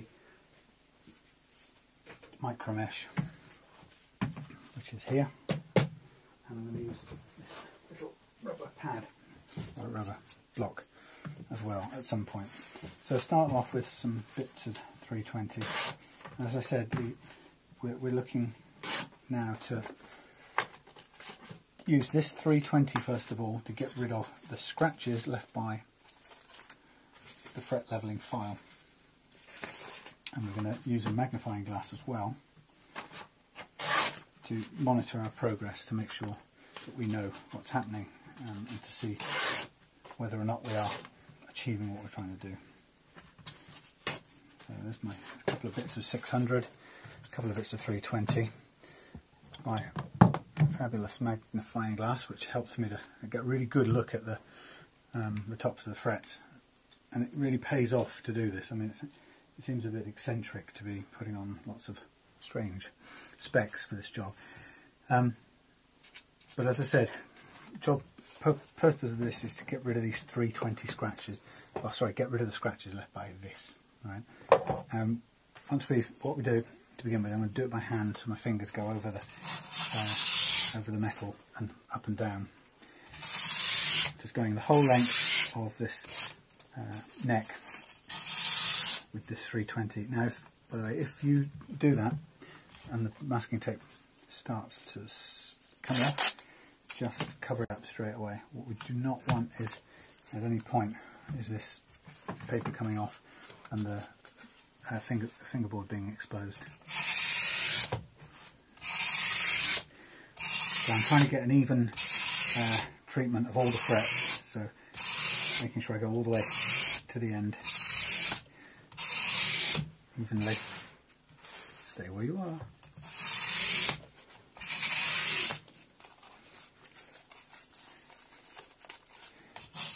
No, that's never any good. Don't try it that way, you'll never work. Right, we've got a piece of paper just came off here, and problem is it's a thin piece, so we have luckily a little piece cut here earlier on, badly messed up now by me. Tuck it on there, line it up, tuck it down, right.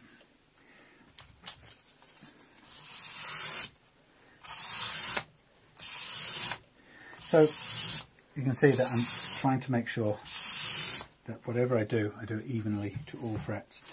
Changed when I think I need some fresh sandpaper. Usually, it's my experience that the first and the last frets get ignored or overlooked in this part of it as well, so pay a bit more attention to those.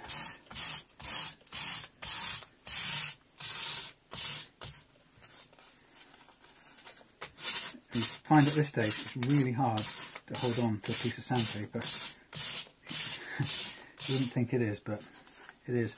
And actually what you'll also find is how quickly the sandpaper wears out. It sheds, doing this particular job, it sheds all of its grit very quickly.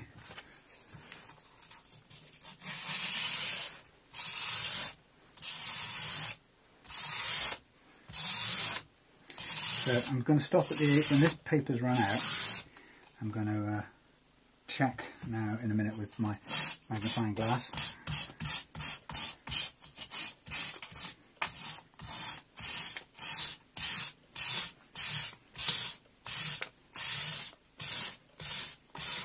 I'm trying to do this without hitting the nut as well.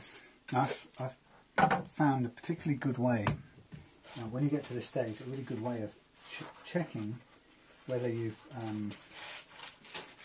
or making the surface of the paper, the surface of the frets, really visible, easy to see, is to get some really fine paper, like a 2000 grit, and go across the frets in the opposite direction so they appear to dull. Right, and just give each of them a kind of wipe across, and what happens is, because it's opposite 90 degrees to the direction you were just going, all the frets seem to go dull, and it gives you an opportunity to, much easier to look at them under the magnifying glass, and what you'll see is you'll spot immediately, get it right, get the distance right, you'll immediately spot any outstanding marks from the original fret leveling file, and I'm thinking I can see a couple right there. Are they marks? No, they're bits of pen. Okay, so it's a pretty good way of doing it, and you're just going up and down, and at the moment I can tell you right now the only marks left on here are marks from 320 paper, in which case that tells me I don't need to go any further with 320. I can now switch to the 600, and I'll start working with that. So again, once again with my fingers, and now we know we've taken all the marks from the file away. So we're just now reducing the 320 marks down to a much finer mark, which is the 600. And then when we've done this and we're comfortable that we've replaced the 320 with the 600 scratching, then what we're going to do is we're going to jump to the first of the micro meshes, which is quite a big jump. It's from the 600 here to 1500. So we're going to spend quite a bit of time just on that 1500 to get this right. And this is a one way of doing it. It's not the only way. Other people have their own technique and they'll all get there in the end, but this one that I've worked out works successfully for me every time. So I'm obviously sticking to it. I'm only changing it if I can improve it slightly along the way. Okay, so again, you have a quick look at the results you've got in a good light. Again, I haven't used 2000 here, but I know I'm not looking for any little black pits now. I've pretty much got all of the old scratching out. In fact, there's one tiny little mark here, still here. And I would pay for that. So I'm going to take my 600 and just give it a couple more goes.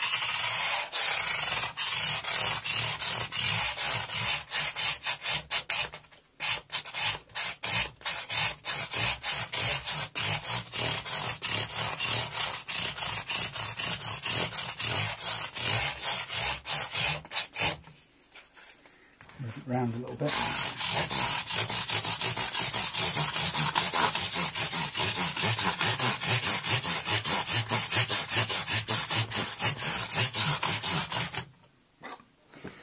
So you can see that with all this dust and scraping going on, it's a really good thing to have masked off the whole of the fretboard and to keep it masked off so that there isn't any risk at all of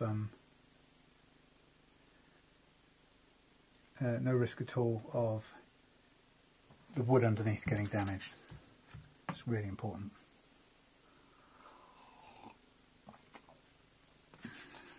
Now I can see a couple of little marks on one of these things here, these frets here, and I'm going to keep working on that a little bit. But the thing is, I have to work on all of them. I can't just really focus on one, or else I'll just create a low spot.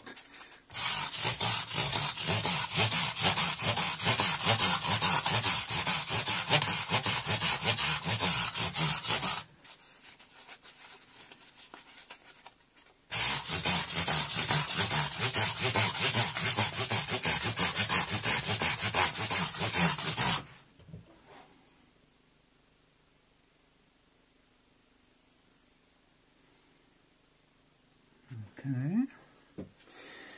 Right, so let's keep out the way move all the things out the way that I've already finished.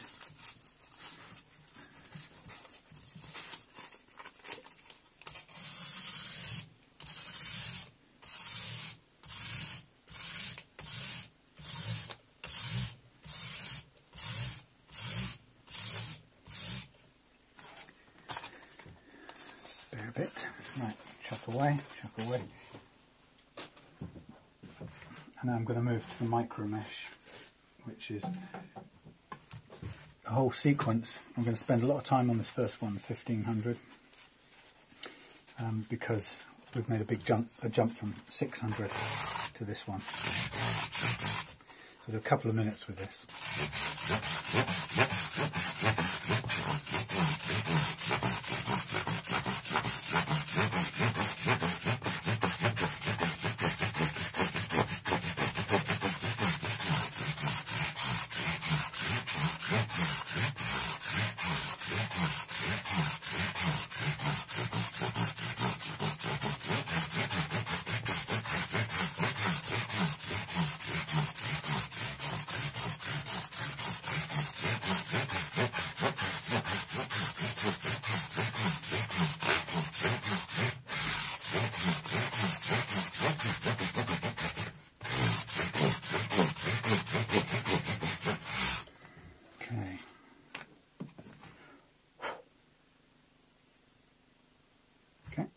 and then we move on through the set. So 1800 next.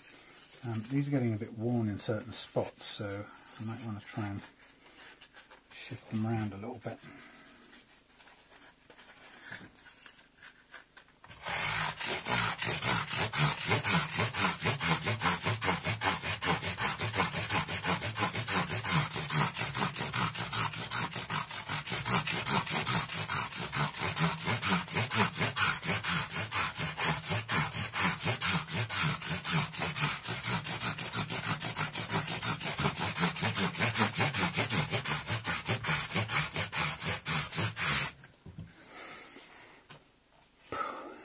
$2,400.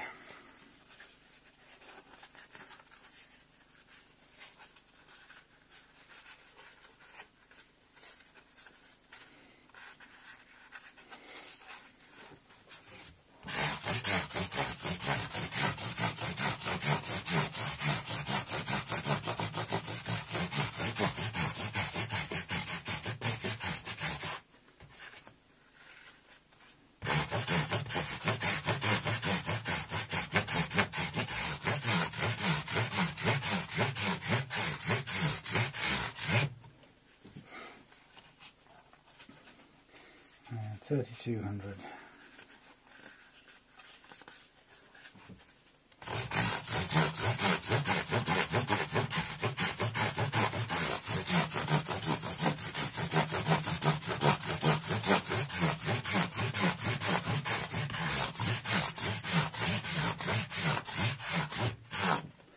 So we're starting to really get a shine on these now.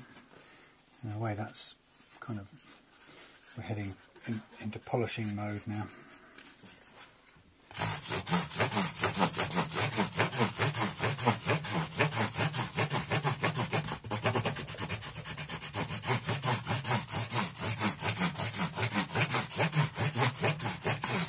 This is great stuff. This can take a completely scratched and scuffed piece of steel and shine it up to a complete glittery shine. Fantastic.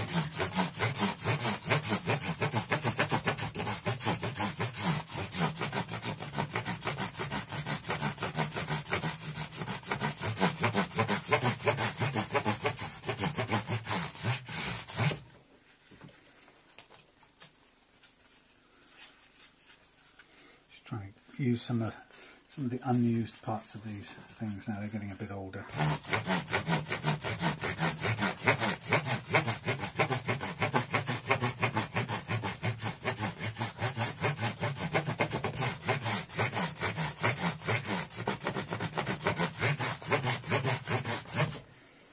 So we're seeing a really nice shining fretboard, and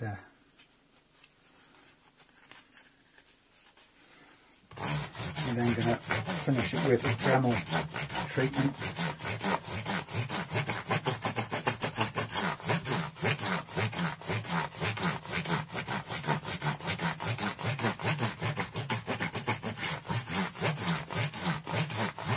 The Dremel will use a soft cloth head thing wheel, so again we're very much in polishing mode.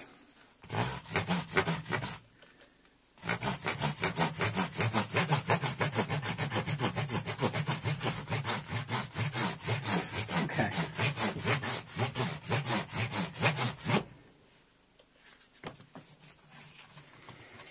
$12,000 was the last one. I think it's not exactly 12,000 grit as per sandpaper, but it's something very close. So for some reason, I believe they don't quite translate across directly from sandpaper to this stuff, but it's pretty close. So I'm just going to check up on a couple of little things. Okay, more or less, that is a couple of tiny impressions right near the edges, but nothing that's going to get in the way of play. Right, so last bit now.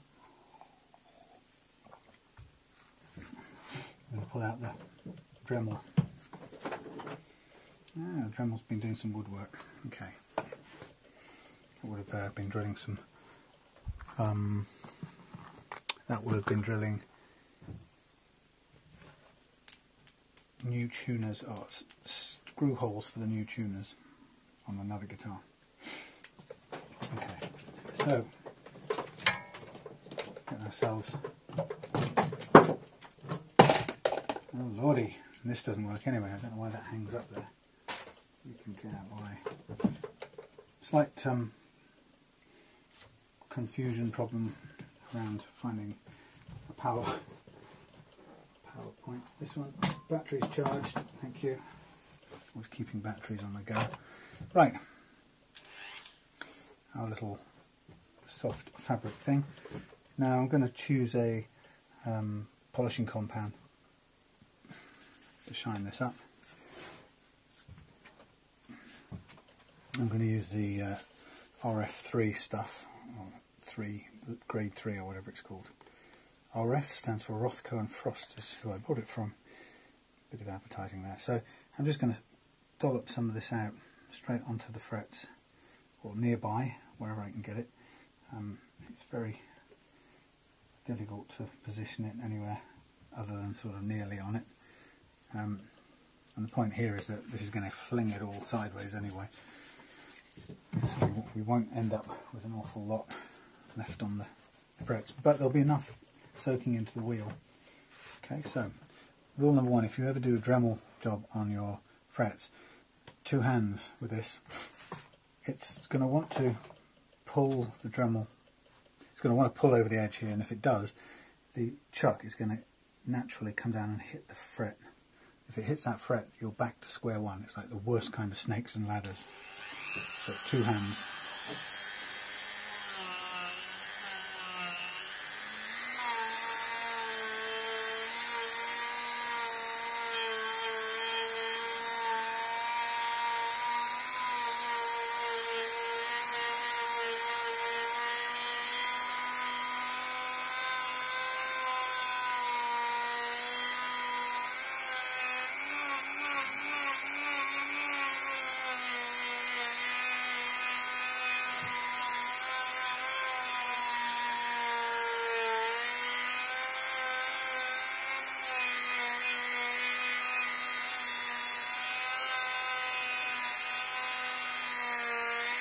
These cloth ones last a bit longer than the felt ones. I'm quite pleased with them.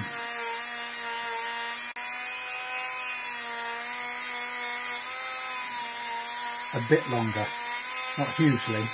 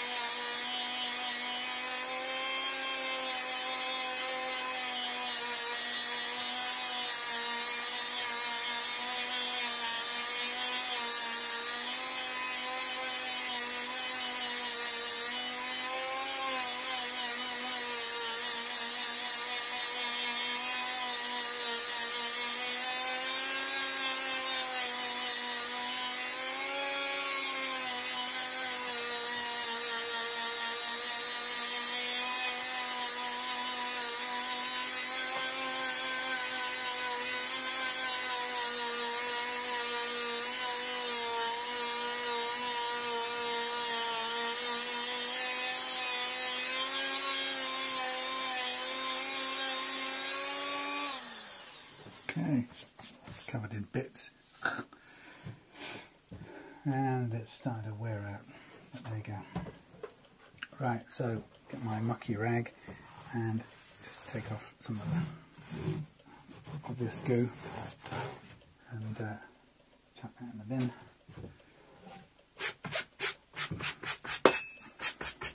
A lot of dust and crap. Okay, so now we're on the unveil stage. And this is where having made tabs out of this will come in very handy, because you can break them and pull the stuff around the front and pretty much take it off in reverse to the way we did it the first time. It can't go all the way with this, but you can go quite a bit. Oh, run out there. You can go quite a long way. It just makes it that much easier. Learned this the hard way. After many attempts of sort of scrabbling to get the stuff off the neck, because it was so well stuck on, having been wound round and stuck down directly onto the neck. Now some parts of the neck it has to go like that, like here. Don't have any choice. That's the way it goes. But these first bits, you can come down the front and pull them off, and you can see how clean underneath everything is. There's a bit of marker pen just on the sides of the frets, which we'll take off with. I'll run over with some lighter fluid for another once over. But that's pretty good. That's yeah, that's all coming off nicely. It's a major difference in colour when you take the tape off, that's for sure. Okay, so like I said, down here it gets a bit trickier, so you have to, that's the way you do have to start digging it off with your fingernails. Resist any temptation to use a knife at this point, right? You don't want to do that, it'll spoil your neck. Another fly.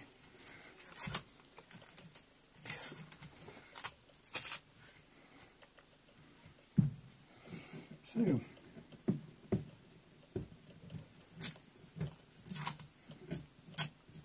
far off now.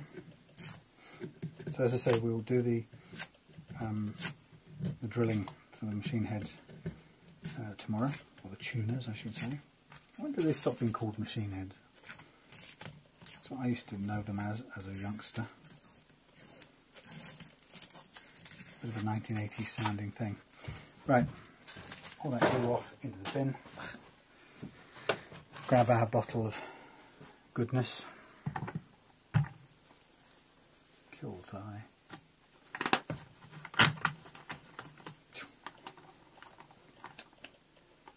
It's really horrible.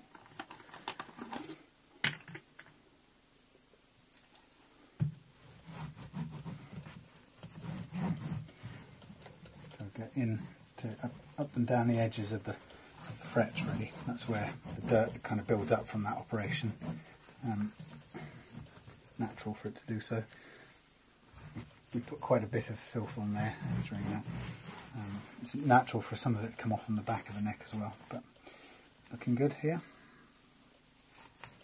Yeah, there's a tiny bit of bit with a marker pen came through through the side of the thing. I'm going to just rub it with the lighter fluid for a minute, and if necessary I will use a tiny bit of micro mesh on it later on. That's probably not necessary. This nut looks like it's been given some graphite in the past, and that's cool because I've got a whole pile of it here to add as a last minute thing. But yeah, there we go. Neck ready to go. I'll just hang that up in a minute. Beautifully levelled, ready to be put back on the guitar tomorrow. Actually, will we do it tomorrow? Not sure. Maybe we will. The new strings won't be here until later in the week, which is okay. So I may leave it till then. But we'll put the new tuners on tomorrow for sure, and we'll go from there. So thank you for sticking it out with me. I'm Sam. This is the Reloved Guitars workshop, and oh, just a little thing you may not have seen. Those are the filled holes with the from the old cheap tuners. So I filled them with the little bits of toothpick, and I cut them off and shaved them back to flush with the thingy, you know, headstock. Right. Okay. So I'm going to hang this up, leave it the rest till tomorrow. Nice and shiny, beautifully level. About an hour and a half, probably, something like that. And that's how long it takes to get this done. There's no quick way. I think I've said loads of times before. Flies are doing my mind. Donk. Yeah, no quick way of doing your neck. Sorry. Into the bin with you. Sorry you have to be witness to that. It's not nice. Okay, so there we go. Catch you tomorrow, and thanks for sticking it out with me.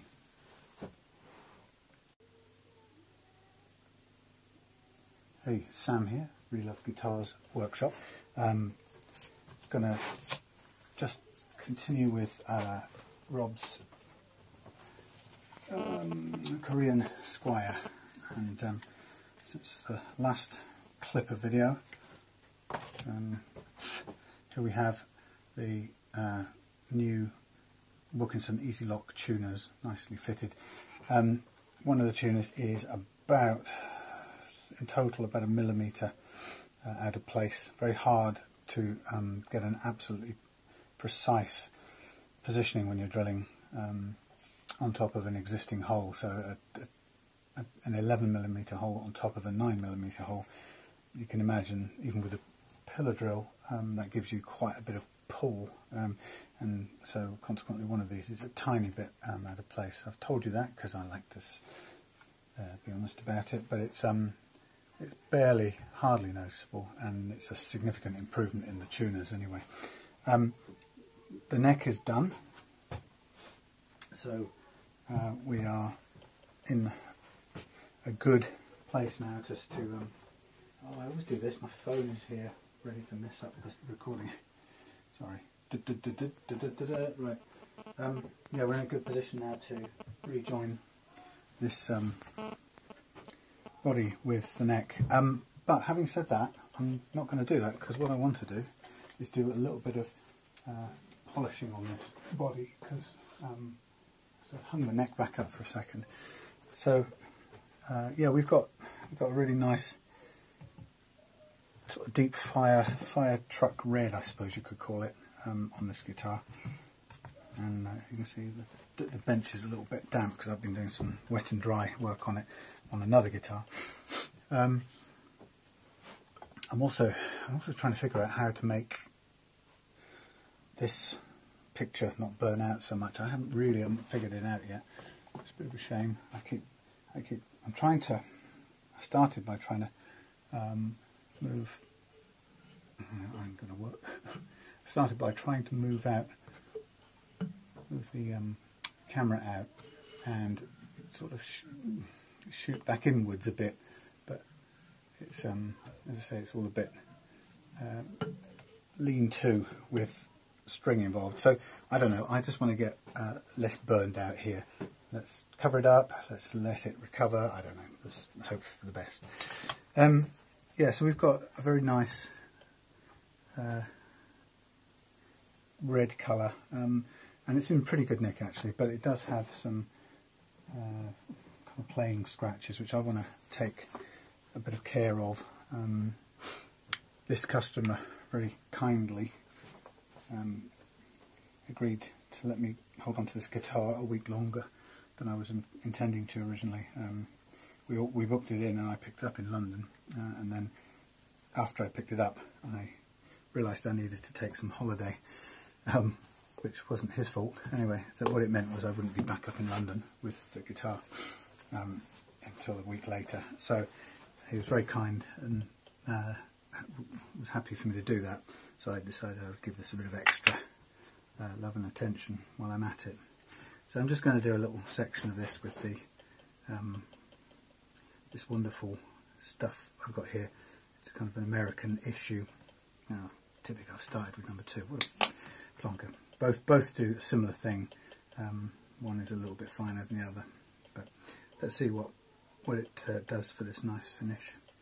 But yeah, these are those things you can buy on YouTube and eBay. And it's, I don't know quite what they call it, but it costs a fair bit. But I have to say, it does work. I wanted to sort of believe that my normal polishing creams would do as good a job. A cynical part of me would say, that's probably all it is, it's just more of that stuff, just bottled differently, and somebody charging an absolute fortune for it.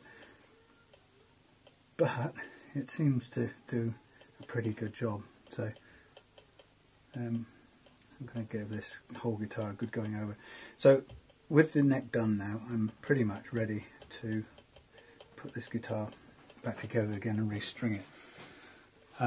But because I'm going to wait a little bit and restring it with some new heavier strings, heavier gauge than I normally use, to put it that way, it's then therefore going to wait until sometime in midweek when those strings appear, courtesy of the eBay postal system.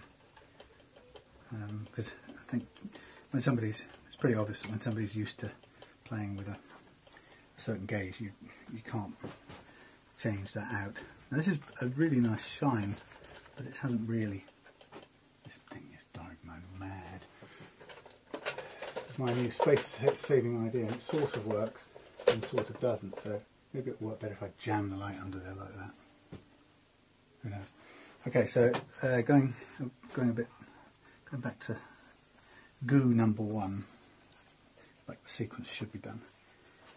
Let's see what happens. Right, read the bloody labels next time, Sam. So yeah, so this I'm going to end up with holding onto this guitar a week longer than my customer originally wanted. But anyway, we'll make sure it'll be in really nice condition when it goes back. I did a bit of research last night, and there was I should have got the URL, but there's a great little somebody's personal blog where they've done a lot of writing about the I suppose the development of the Korean Squiers, and comparing them and really talking a lot about what was different about them to the Japanese ones, for example. And it's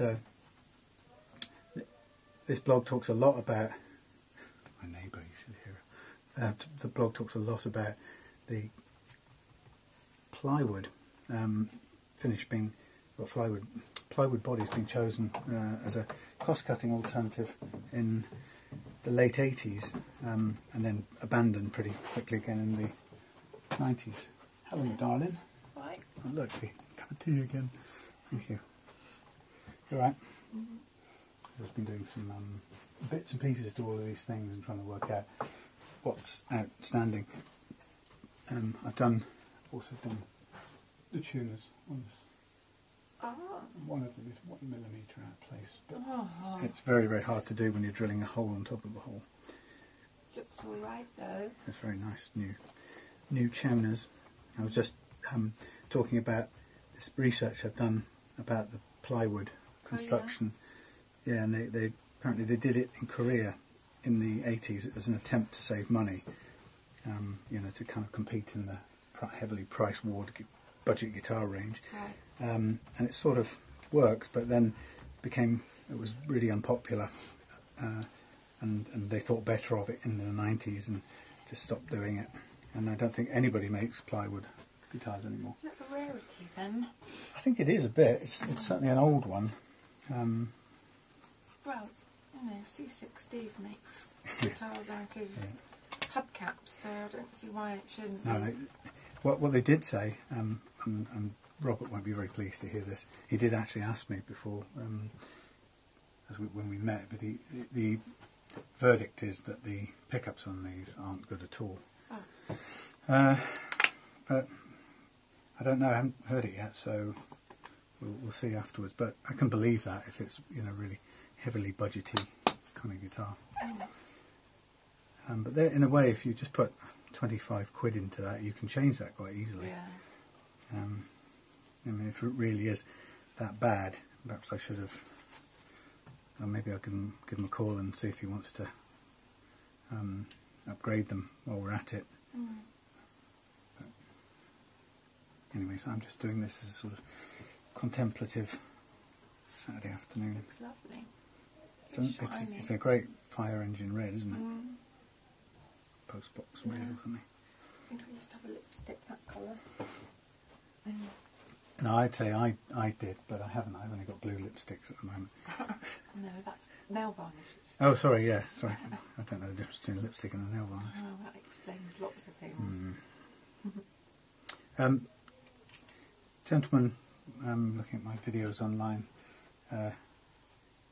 made a comment that said when you came into the shed, you make a point of asking for money on the video.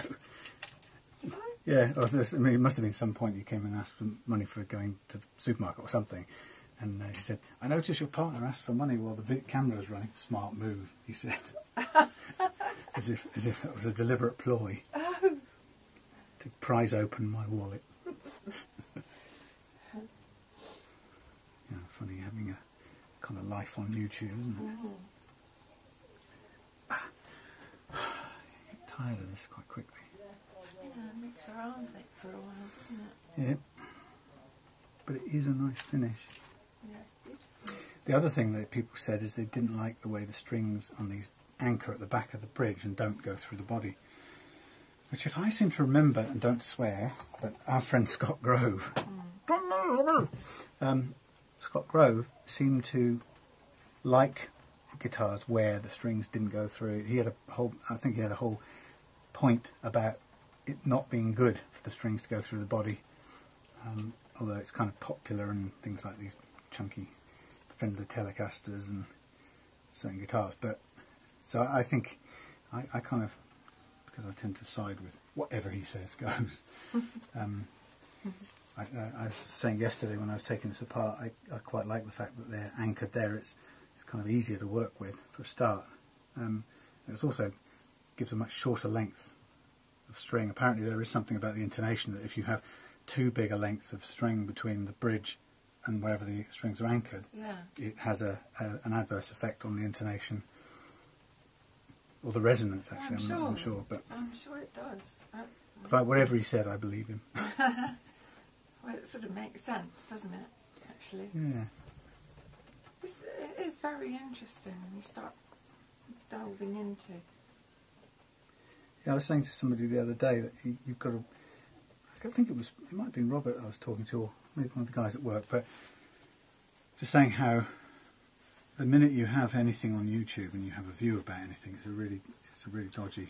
Well, you know that there'll be somebody that comes up and says, that's the thing about increasing your audience from no one to to whoever's going to look at it, because they're always going to have an opinion.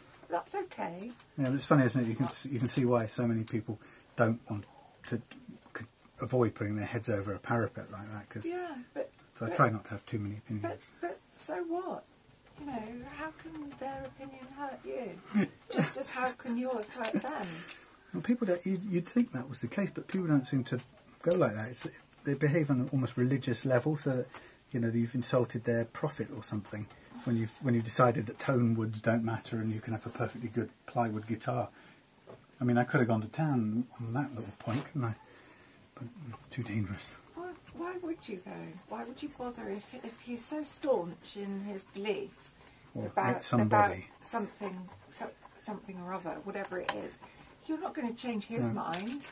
You know, all you can do is go, well, that's your view, and I think the thing that interests me is the fact is how people with shared interests seem to still end up in World War III with each other. Well, because the egos need to be right or something. It's an addiction being right. I was having a chat with somebody about that earlier Yeah, on. I thought it was pretty good. Oh, my dad. Anyway, that looks a lot nicer already, Yeah, it's lovely. even though it hasn't even had number 2 goo on it. Well, it has, but it's had it in the wrong order.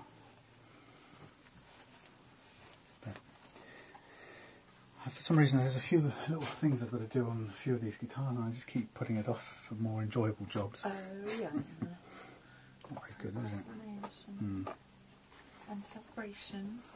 I want the world to know I'm procrastinating as can be. I still can't get over looking at that bit of...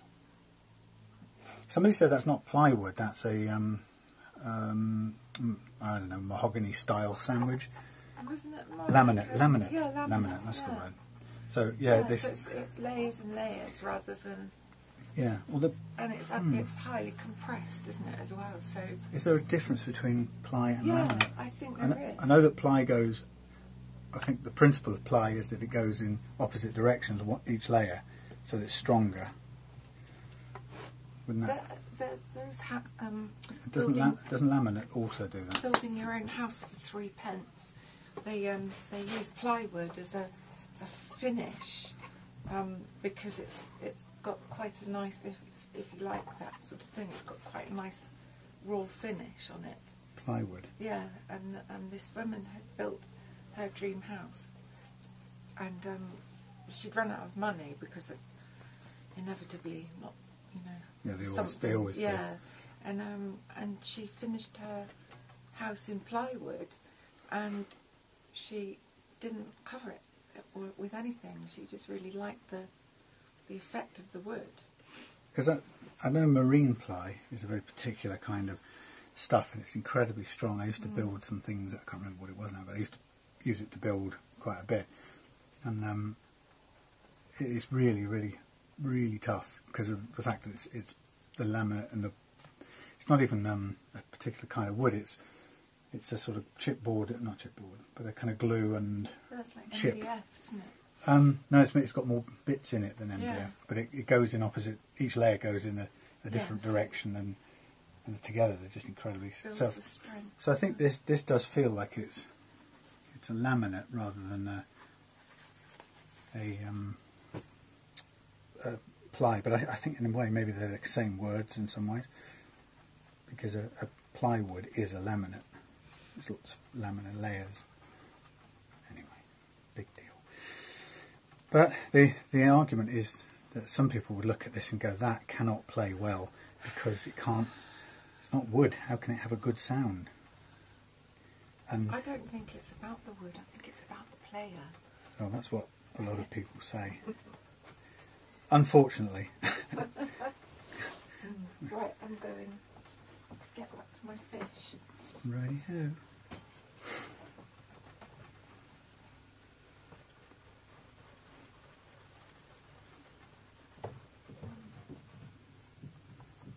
Come on, little chips of paint from bashing it into something. It's coming out. Hooray. That's amazing, that yucca thing. Yeah. I've never seen it flourish like that. The first one's died off, hasn't it? Yeah. The second one's just about had it. But no, there's still flowers coming out. Right. Alright. Ta-ta. See you in a while.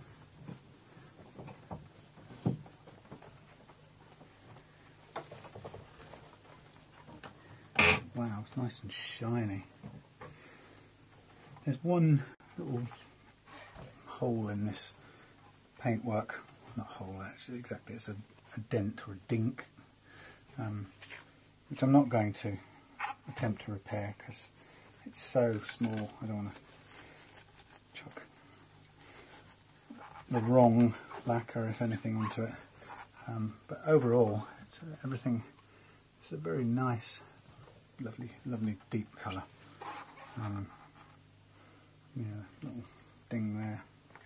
And there's a tiny chip at the end here which has been scuffed once, and it's got a little bit of has a little bit of paint trapped in there, but I don't think we're going to very easily get it out. Well, maybe, yeah. bit of hard work. Okay.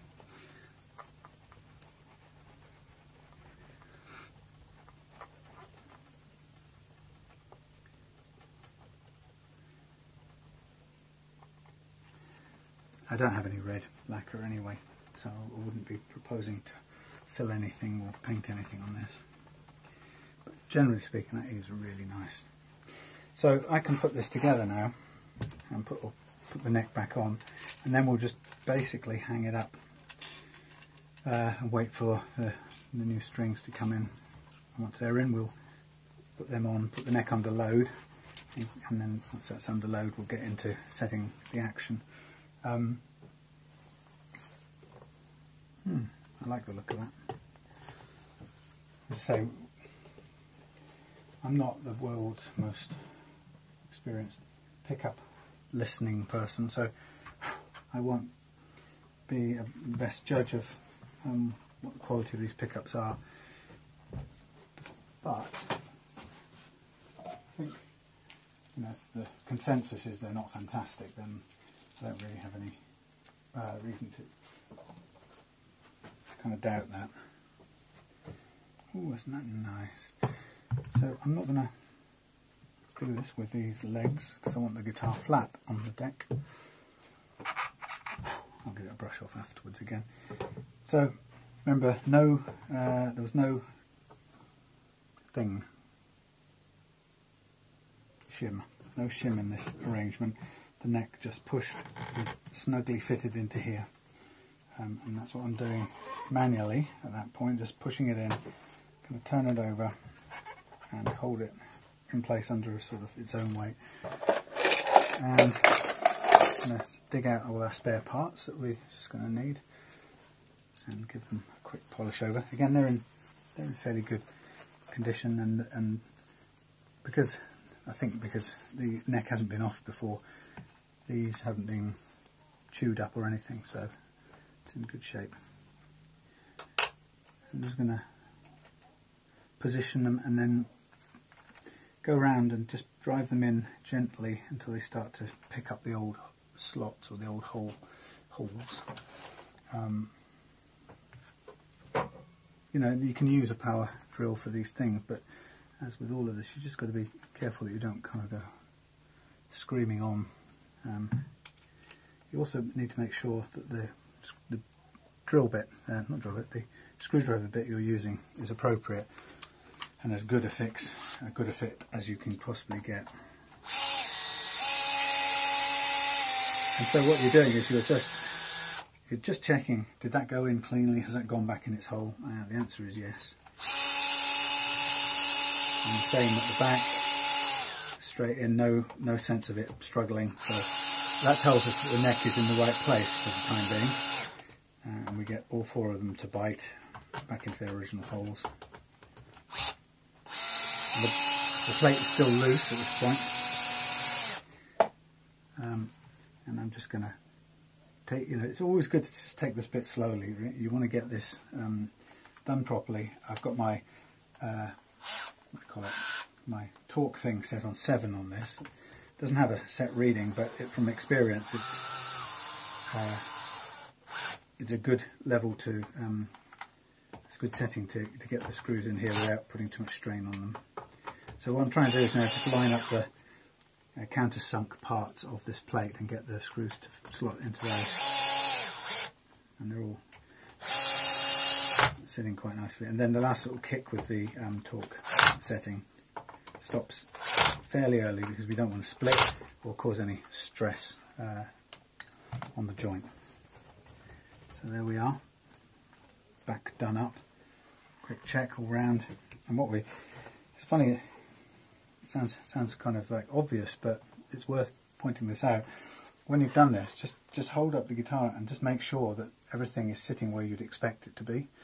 You can sometimes, because of the tightness, the tiny tolerance of this, it is possible to put this in with the wood sticking against wood, and you think it's in place, and what it's doing is just jamming. And then what happens is you can bolt it all in and pull that kind of offset wood tighter into the wood it's jamming against, and ultimately you can end up, if you're not careful, tightening up a guitar that isn't actually seated properly. So do never assume that it's just going to go back in to the correct position. This has, it's sitting nicely onto the thing. There is a tiny, I would say, when I look at this, that the right hand side of the fretboard is just a fraction higher generally than the left hand side, but that given the way this is seated on there, that's absolutely fine. There's no gaps or anything that shouldn't be there. It's just the way it is. Okay, so right, we have the guitar sitting there, new tuners on, ready to be strung up. What I will do, just before I hang it up for the until the new strings come, is I'm just going to put back on the string trees, and in this case they're both the same size. They have the same spacer, same size spacer, and I'm just going to make sure this sits over the bench while I do it, because there's nothing more infuriating than dropping the string tree and its spacer on the floor in a shed where it's kind of dark down near the floor, because you'll hear me cursing if that happens. Clearly I'm speaking from experience, having done this before. Okay, I'm not too happy with these kinds of string trees. They're a bit crude, you know, the ones with the little folded crimped metal piece. They really don't help strings to go through them very well, but that's what you get with the budget guitars, unfortunately.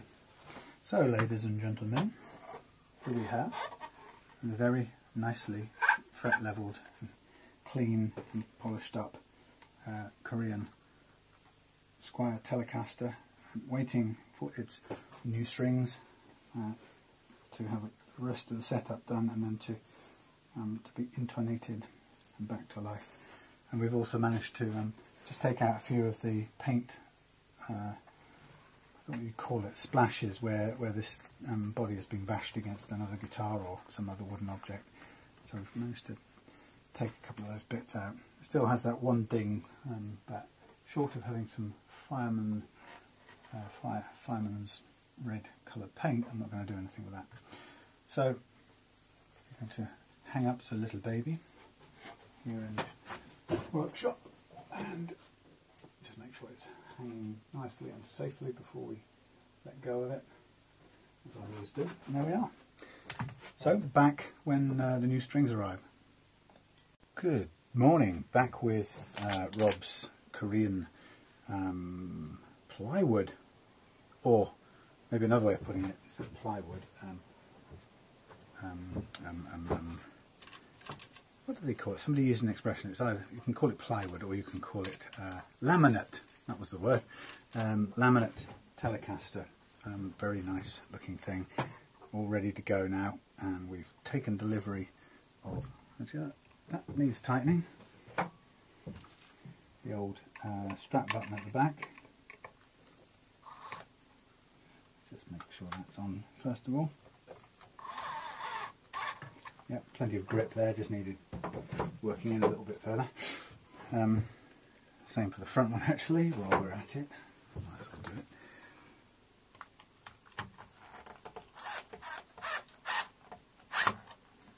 it. Okay. Yeah, so this guitar has had the neck done. Everything's ready to go. It's been polished a bit. Now we're just ready to put strings on, and we've taken delivery of some regular slinky. So they're not major heavy strings, but they're certainly heavier than the ones that I normally use. So hopefully this will suit Rob's playing style. So we've got all of these upside down. Is that upside down? No, it's not, but it's wrong. Some of them are upside down. Let's get this right to begin with. Yes, so we've got these single individual saddles down the back there, which are unusual, or they're fairly new to me, but that's fine.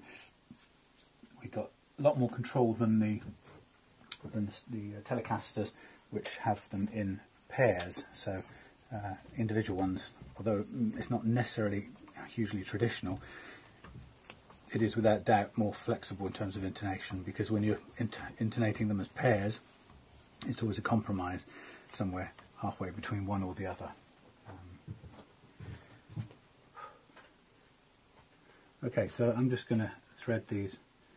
Okay, it's interesting. It comes underneath, virtually in line, and then over the shoulder of that. That's really interesting. It doesn't look like it's comfortable doing that at all. Weird. It is only marginally to the side. That's a very strange setup. Still, clearly works. So for these Ez-loks strings, I'm going to go all the way through. These are set too high at the moment, so we'll stand by with my little tiny Allen key. But just on these Ez-lok tuners, what we do is go all the way through and then pull it back by about an inch and start bend it up then. Oh, no, not bend it up, we go through at right angles, sorry, forgetting my tuners here. Through at right angles and pull it tight, and then pull it through this way as well, and then just begin tuning. Now an inch of string on the big fat E string will actually turn into quite a lot of material on the peg itself, but that's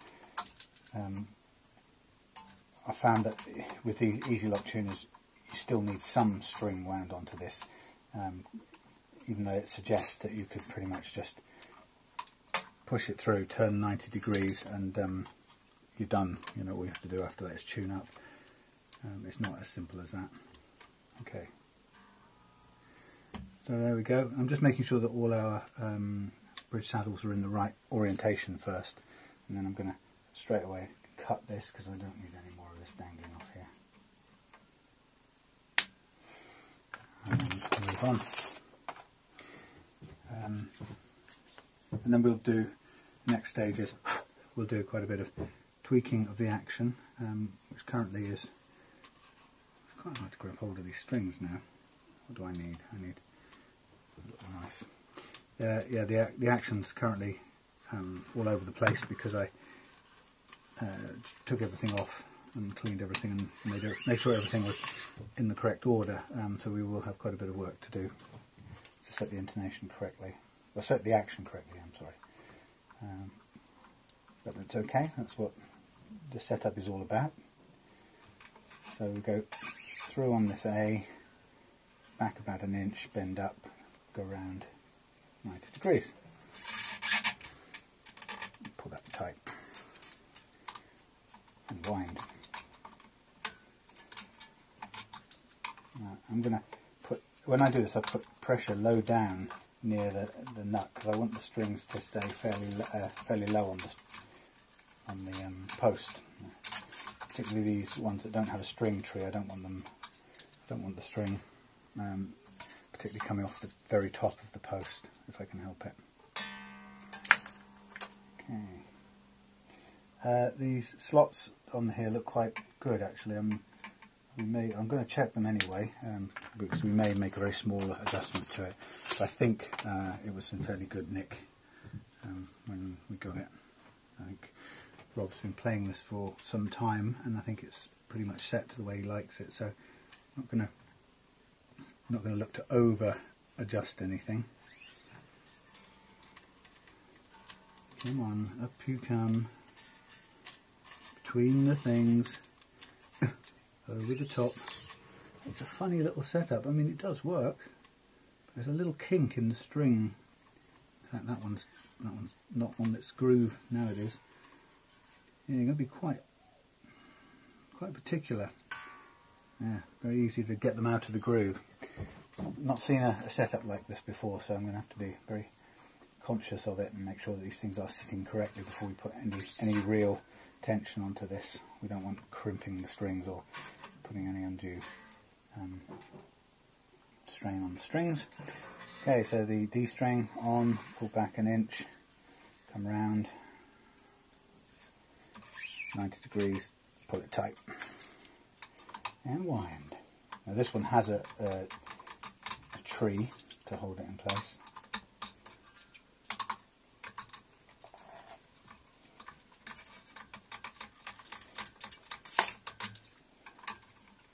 These string trees are, in my opinion, fairly primitive. They're the little crimped or folded metal things, and they present quite an unsophisticated and probably very unsmooth surface as far as the strings passage is concerned, and all the pressure is probably on the front edge of it, which is not good either. So I've tried doing a little bit of lubrication of those, putting some graphite under there, but because of the gravity involved, it doesn't really stay on very well. So kind of stuck with not an ideal solution. The best ones are probably a kind of roller, some sort of roller string tree arrangement. So the point here is that when these are correctly in place, we're getting a slight kink between this bridge saddle and the string coming off the top of the saddle itself. So between the anchor point and the bridge saddle, there's a little 3 degrees or so of kink, which is, I suppose it's the way it's got to be to accommodate the fact that you can't have them directly in line with each other using this method. But I suppose maybe that's why some people don't like it. Whereas the string through the body, using the kind of ferrule thing that holds the string in place, it's probably seemed to be a better solution, or a better means of doing this. Okay, so straight up, pull back an inch, bend it, come around 90 degrees, pull through tight, and off we go. So it won't take long to do this part, but then the next critical part of the setup here is going to be setting both the bridge and the nut action to make sure they're both good, and then we're into the last bit, which is the intonation, which involves an amplifier, a tuner, and some attention to make sure that each of the strings is minutely adjusted to get the exact correct playing length for the neck that's built in onto this guitar. And it's great that when you're doing that, we do it by setting by tuner. So we don't measure anything lengthwise.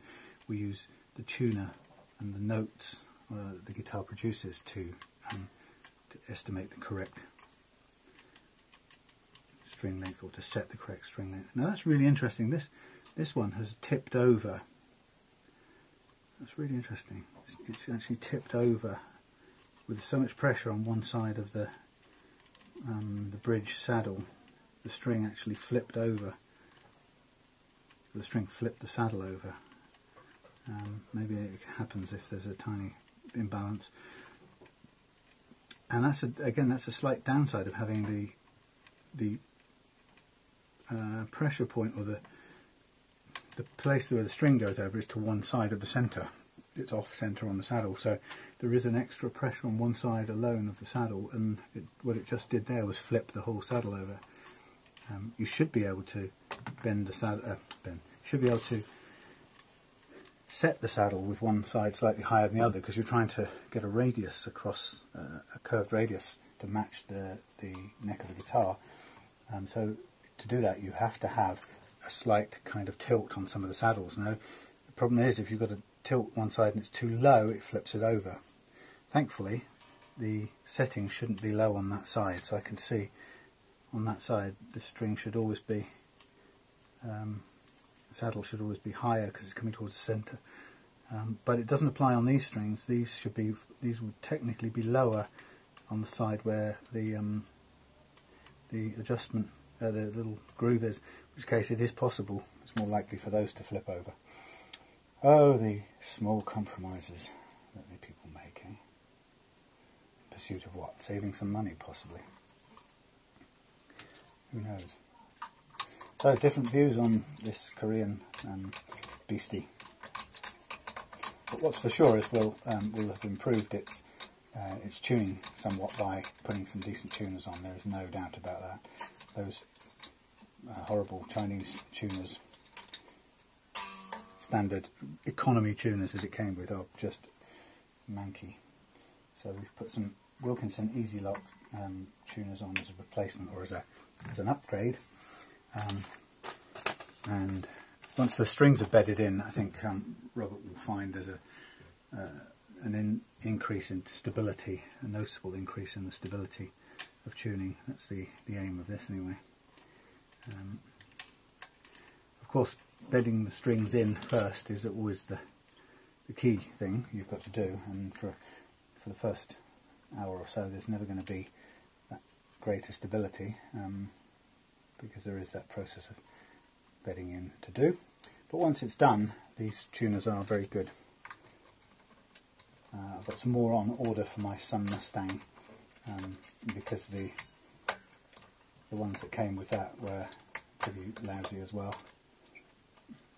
In fact, I can't remember which ones they were, and I seem to have misplaced them. I took them off and have misplaced them. I think they were, well, I can tell they were lousy by the screw holes, which tell me that they were the standard economy Chinese things. So even though I can't identify exactly which were the ones from there, I can be pretty convinced that they're not worth keeping. So we'll be waiting for some arriving in the week. So that we can get on and complete the Sun Mustang, which I'm very much looking forward to, because it's a great old underdog of a guitar to have picked up in very fragile condition. Okay, so we have a nice regular gauge of strings. I'm just gently pulling out some of the stretch, which you'll naturally have in your strings as they go around the post. Mostly that's what's happening, is it's pulling tight, and you're just getting slightly different. It goes slightly flat as you give it a pull, which is meant to do.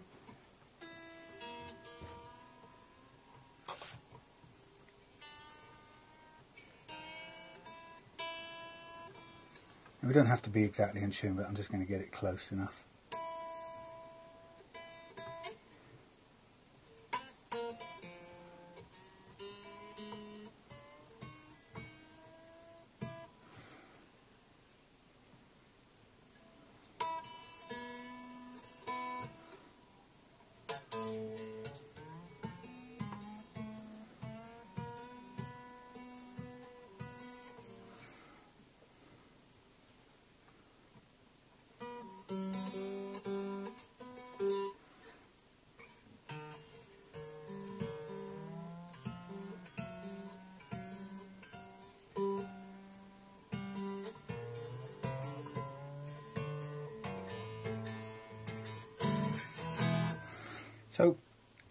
So what I'm doing at the moment is just taking the natural stretch out of the new set of strings, mainly the result of putting them a couple of turns around the pegs, which gives you some slack you need to take up. Once you've done that a few times,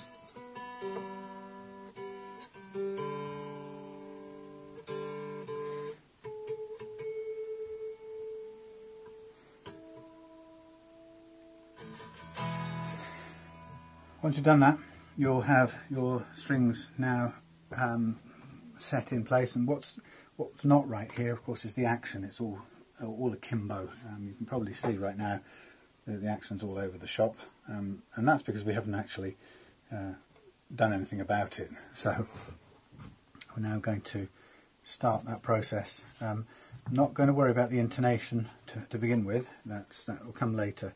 First concern at the moment will just be about the height of the strings, and then we'll move on to the intonation next.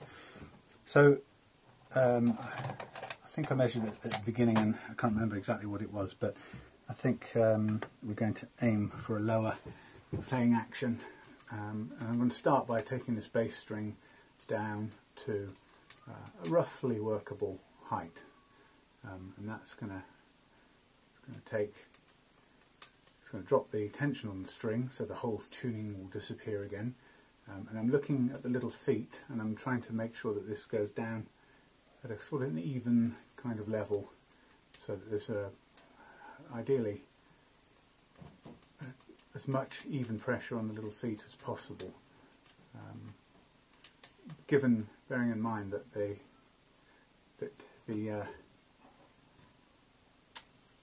string, the bridge does also need to move or lean towards, ideally lean towards the centre here, because we're trying to get a curve of sorts in this bridge. If I can find my place to put the Allen key. Okay, so I'm just going to stop at a playable or workable action, which is probably about 1.5 to 2 millimeters. I measure mine at the last fret, just because I don't know why, I just like to do that. I've got 1.25 millimeters here. That's pretty low for a Telecaster. And now what I'm going to do, having done that, I'm now going to follow suit and by eye look to take the other strings down to a similar sort of value. Now I could, if I wanted to, might be a smart idea, just to take them all down so that they look apparently dead flat in line.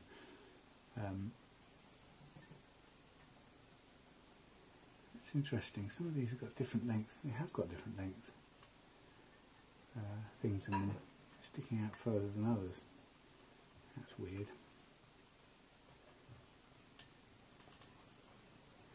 Strange. Okay, so I'm going to go down to what looks like a completely flat level to begin with, and then once I've done that, I'll want to track back across all of them and try and achieve a slight profile to match the profile of the guitar. Now, there are tools you can buy that will do this, or help you do this, and they're kind of understring profile things, I don't know what you call them, gauges, and they allow you to sort of replicate the curve of the neck, the profile of the neck. Now I haven't got those, so what I'm going to do is I'm going to do it mostly by eye, which will be pretty good. But it's, you know, if you're somebody who loves to do everything by the book, there's a lot of this kind of work that you'll be working to manufacturers' specifications. You can dial in numbers and stick to them all the time if you want. I tend to go by feel and by sight. And there's only a couple of occasions or a couple of moments in the whole thing where I'll use a feeler gauge to set something. So these bridges move quite a bit, or these saddles move quite a bit if you want them to. I'm still in a stage of trying to get them pretty much more or less level. And at the moment I don't have that because I can see that the first and second one, the two E strings using the same short legs, should roughly look the same or almost identical to give us a start point of we can work from, and then I'll take the other ones down either side to the G side and make sure they're the same. That's kind of close, that means these are a bit too high. Drop that one, drop that one. We should be able to gauge the ones that have all the same size posts, grub screws in them. They should all adjust down to roughly the same. Okay, so I've now taken this down. It'll be hugely out of tune. What I'm doing is, this is the bit I'm doing by eye. I can look across this now and I can see that the G string is still higher than other strings in this mix here. So I'm just going to crank that down a little bit for the time being. All I want is for them to be at the same start point, really, and that's about it. And I'm judging this by the gap that I can see between strings when looking across them. And actually now I've taken the G down a bit too far. And your eye is very sensitive, and you'll be able to see that gap and you'll be able to judge it to feel about right. And you'll see that the strings look and feel evenly spaced. If they're not, then you can tell which one's too low and you can make an adjustment on that one. And this is a way of doing it by eye. Now all we're doing at this stage is making them all pretty much level, and we're going to work from that onwards, because we don't want a fingerboard that's shaped like that with a set of strings across the top that are dead straight, because it means your action on either end will be higher than the action in the middle. What we're looking to do is set the action at the ends and then basically bring the middle up a small amount to just mirror the rise or the profile of the neck itself. And so I'm just going to dial up to where I think is about equal, and I'm going to make sure that the amount in the middle is slightly higher, and that these barrels, or the saddles I should say, tilt away slightly. That's what I'm aiming for, and that's how I'll aim to get the radius of the guitar represented or mimicked here. Not good for the old knees, I can tell you. So I'm just looking down here now, and I've got a slight, watching out for the end of this because I don't have much clearance. I have a slight profile. This is quite a flat profile anyway, so I don't want to overdo it. What I'm looking to get is the strings being an equal amount, or an even amount above the fretboard pulled away. And so I have to reproduce in this bridge saddle setup, I have to reproduce that radius, that curvature. And this set of saddles moves around quite a bit, so I've got to be quite careful to know that they're all sitting properly before we move on.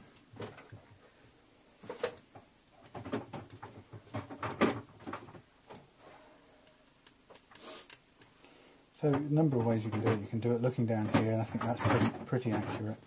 Or you can do it looking flat across there, but I'm seeing fairly good curvature for me. Now I'm going to put this back on here. Best thing I'm going to do now is just tune it back up and just get a sense of whether it plays with this configuration at all.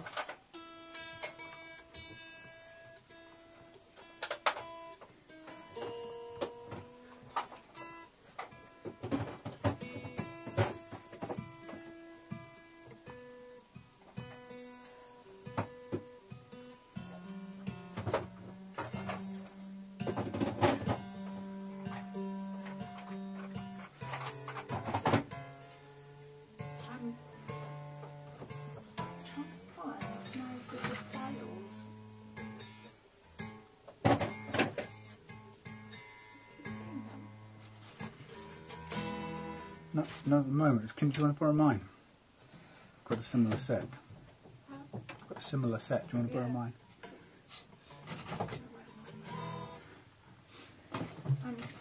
Diamond, Jeweller's Diamond Files. Thank you for jewellery then. I decided to do a little bit with my hearts now and leave the twigs till after sleep. Okay. So I'll just tidy the house.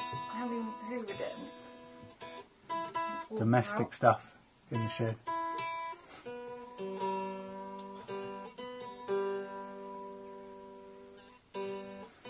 Don't scratch the back of my legs, kitten. All mine. Bug off. Thank you. Leave you alone. Come on then.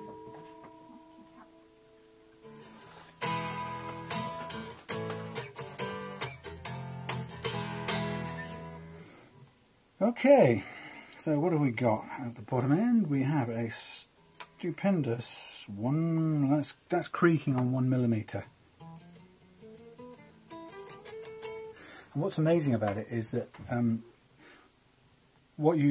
this is where you really see the tiny but in a sense substantial difference that the fret leveling achieves, because at 1mm of action you've got clean notes on all of those. I'm just going to check the action on this end. It's probably even smaller. but yeah, that's the payoff you're getting. Is, yeah, it's about the same actually.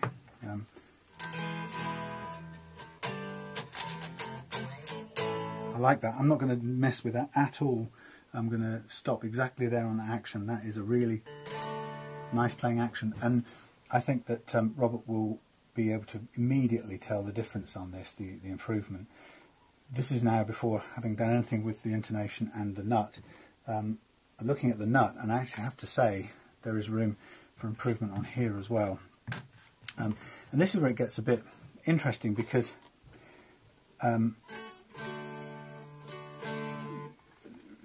the customer will be familiar with the guitar set up the way it was. So, yeah.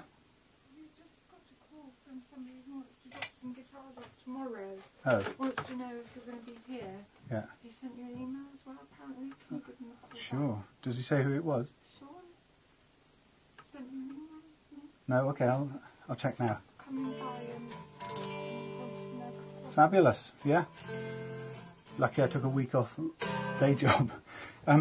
Yeah. So the issue here for me is that this guitar, you've got to think about it from the customer's point of view. So Robert was used to playing this guitar exactly as it was, become very familiar with it. What we've immediately already done, the only thing he would notice straight away, he wouldn't notice anything about the fret levelling. You might notice that frets may feel either smoother or maybe not as smooth. Sometimes wearing them smooth makes them smoother than when you've dressed them. But so far, you wouldn't expect your customer to notice anything as a result of your fret levelling. The place where he'll notice it is the fact that that fret levelling has allowed us to take the action down considerably from where it was, and still have a really good, nice playing guitar. But he will, the minute he puts his hand on this, the customer will notice that this is substantially different. Now, what I'm nervous about is that we can also make quite a big adjustment at this end, because despite this feeling and playing reasonably nicely, there is technically the action over the first fret is a bit high.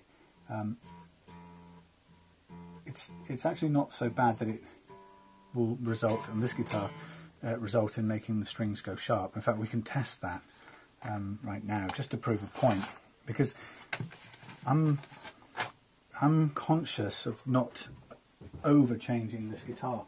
And it might sound a funny thing to say that when there is improvement that we can continue to make, but I think we've always got to bear in mind that there's technical improvement, and then there's kind of a movement away from what your customer is used to in their guitar. And if you bear in mind that a guitar is a very personal relationship between somebody and this instrument, and it's a relationship that's experienced through touch as much as sound.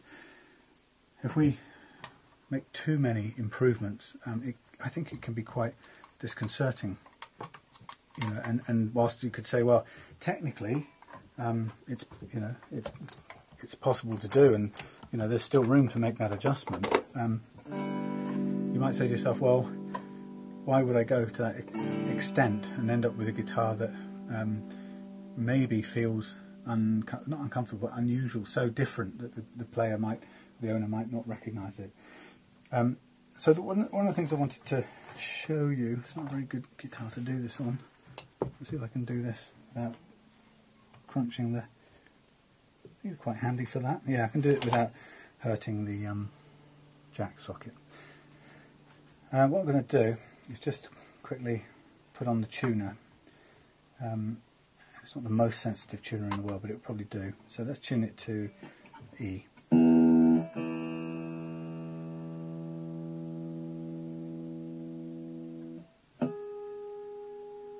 That's not very good. That's not the 12th fret, that's why.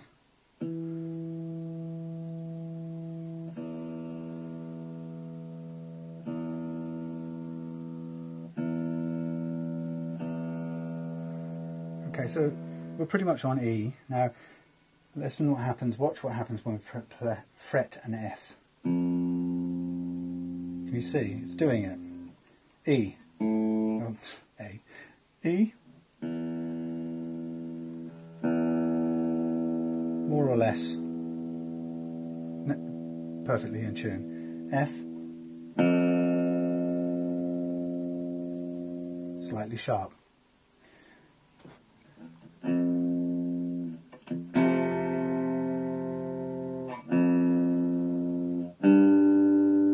G, slightly sharp.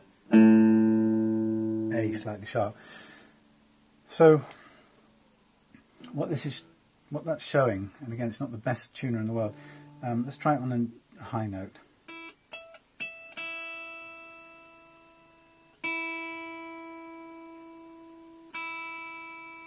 E,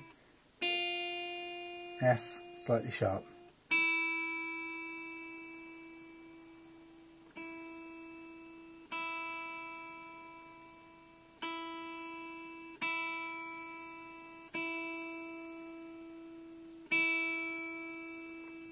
F, tiny bit sharp. More so on these strings, but sometimes also on these. G,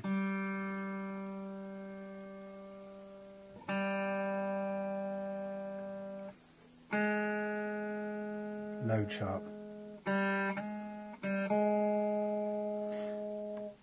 So you see the amount of movement, and that's the one that's really going to play havoc with your open chords. So you see that nicely tuned, play an open chord like an A minor, not an A minor, let's play an E.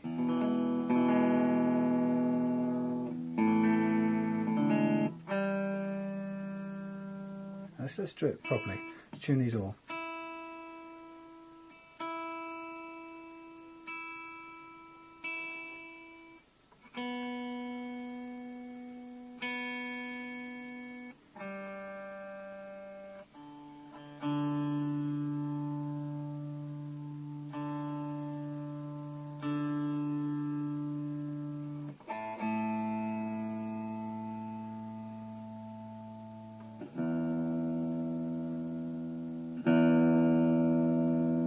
Okay, perfectly tuned.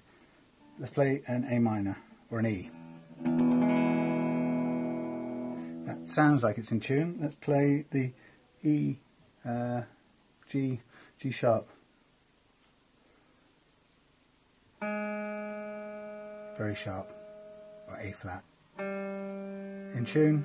Hear how sharp it is. That note there, right, is working that little out of that sharp note, which is not true sharp, it's sharp of what it should be, is now messing up your nice E chord. And that note should be A flat or G sharp. We can't even get it by hardly touching it.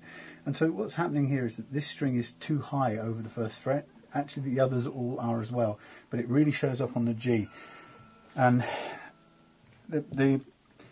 I don't know if Robert's experienced it like this, but what happens is, because of the height of the strings over the first fret, as soon as you start pressing the strings down here, because of the distance the strings have to travel, they not only make the note they're supposed to make, but they're also sharp of it, and more so with the G string than anything else, which is why people experience the G string as constantly being out of tune. Some people seem to think it's a quality of the G string itself, something to do with the mechanics and the scale length. I don't know. What I do know is it's definitely implicates the height of the nut slot, or the depth of the nut slot down here. And I would bet you that the height over the first fret of these of this G string, I bet you that's about 0.5 of a millimetre, if not a little bit more. And you might say, well, that's nothing, that's minuscule. If I shove this under here, I actually have a bit of room to press down on that G. So that's about 0.6 of a millimetre. If I tell you that it should ideally be around between 0.25 and 0.3, generally speaking, on a normal playing action, it can vary microscopically depending on how high you have your action. But in the kind of action I would set on a guitar like this, it almost universally tends to be between 0.25 and 3, and sometimes you can have it as low as 0.2. So come back to where I was. If we're saying we're aiming for 0.25 and we've currently got it at 0.6, although they sound like tiny little measurements, you're talking about more than twice the height it should be, and that's why it's having that negative effect on the intonation of that string. So there's no way that when you're grabbing a chord with your normal sort of hand strength, there is no way you're going to be able to grab that lightly enough to make that G string play true on that A flat or that G sharp. There's no. I just tried it then. There is no lightness that I could do that would both play the note and avoid it going sharp, and that is because it's a combination, or it's a factor of this height over the first string. So to get it to the fret, you are necessarily bending it sufficiently to make the note go sharp. There you go. That's your problem, and that's one of the things I discovered ages ago. Now, not so long ago actually, but putting this right, the interesting bit from a customer's point of view is that putting this right now is very easy to do. I've got the nut slots, I can do it. It'll take a few minutes to do, but this is the bit that will really make it feel like a completely different guitar. So on top of a new low action, we're going to have a completely different feel around this end, and I can't underestimate how big a change that's going to be for a customer. So if there was no intonation problem there and it still felt a bit high, I would have probably left this so that Robert's experience was pretty much the same guitar as before, only a much nicer action up here. Okay, but because there's an intonation problem there very clearly with the G string, and the others by the way, but it's showing pronounced amount in the G string, and actually the G string I can see is higher than all the others as well, so there's an individual height problem with that nut, also with the others. But because of that, there is an intonation problem there. I'm duty bound to put that right. I don't want to give this guitar back with that inherent problem. I want Robert to get this guitar back and be able to play an open chord and to be able to revel in the majesty of that lovely harmonic sound that you get when those notes are true. And it's not until you get it like that that you realise how untrue it's always been. And that's what's really amazing about this. And that's why you can't tell somebody how much a difference this makes until you do it and show them.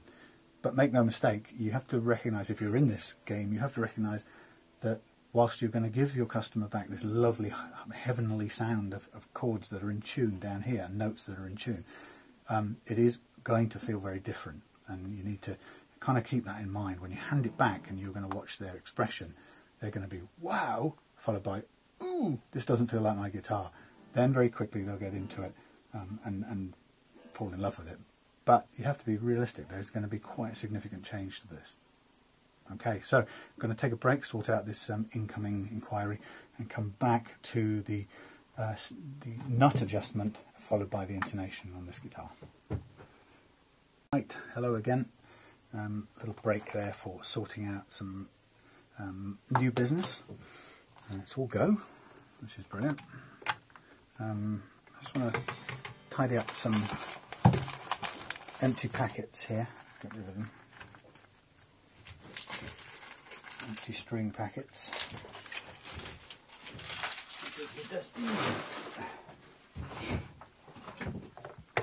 And removal of the cold cup of tea. Okay, what we're going to do right now is we're going to make adjustments to the nut slots following that last thing I was just saying there.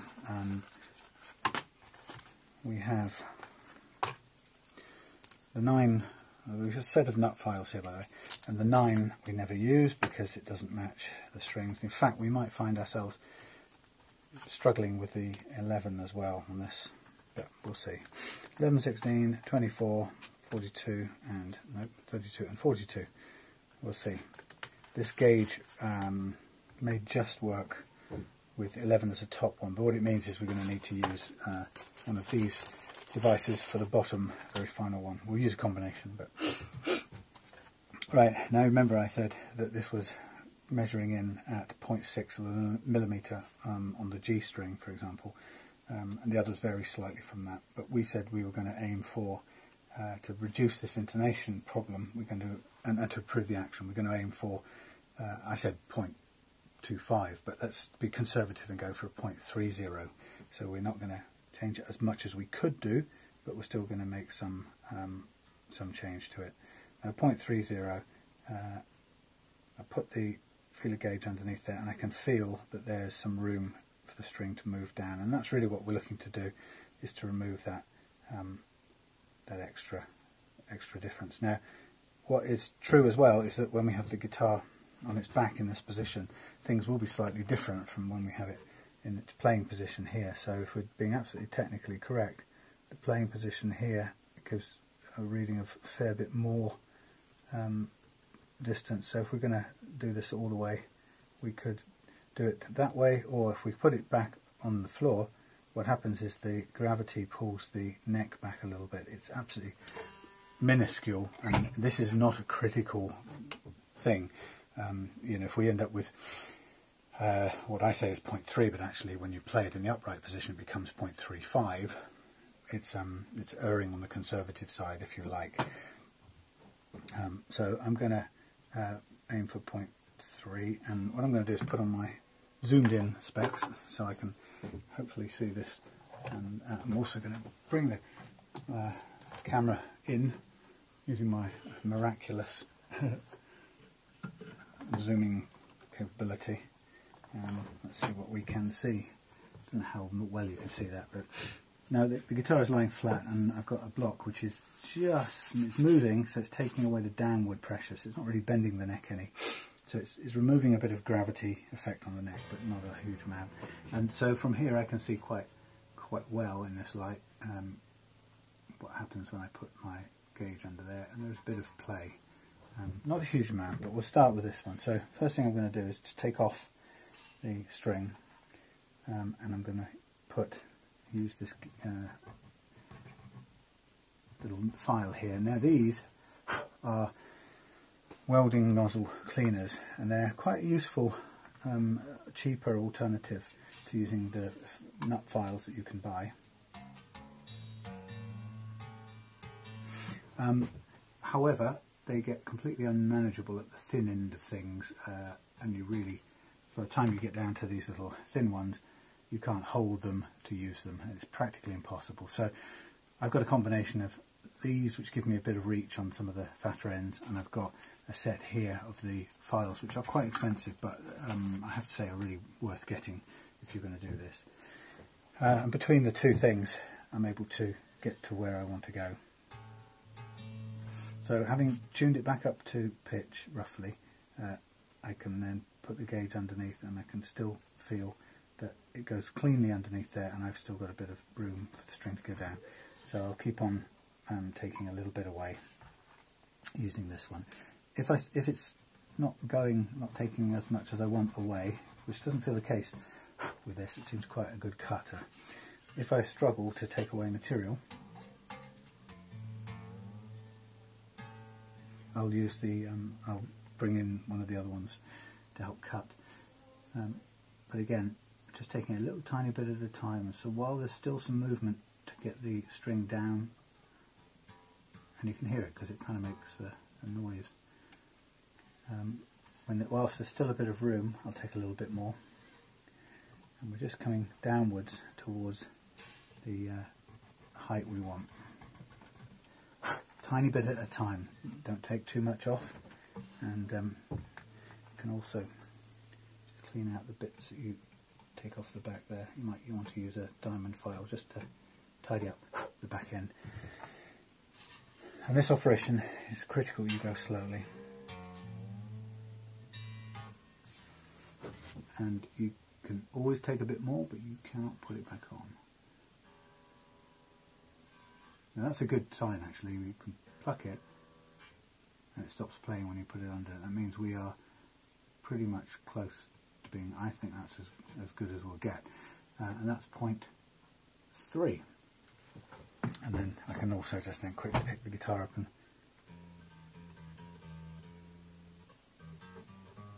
that actually still feels like quite a lot of push to get this, a lot of, what's the word? A fair bit of pressure needed to be used.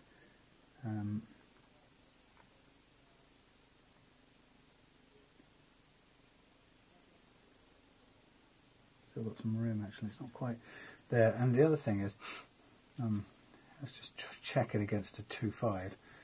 2.5. Yeah, it's still quite a lot of distance. I'm going to work to a 2.5 at the moment because this is going to, I want this to be as good as it can be. So a bit more to take off.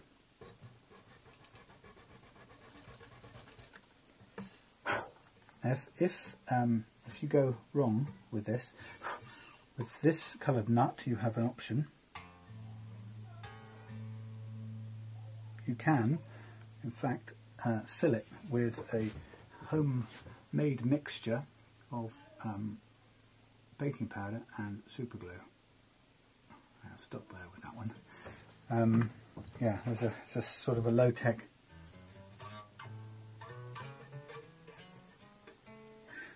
fix, and if you cut the slot too low, what you do is you get a bit of super glue, a bit of baking powder, drop it into the slot, pile it up in the slot, and drop a blob of very thin viscosity super glue on top of it, and that will then turn into a solid paste, which you can then recut again with your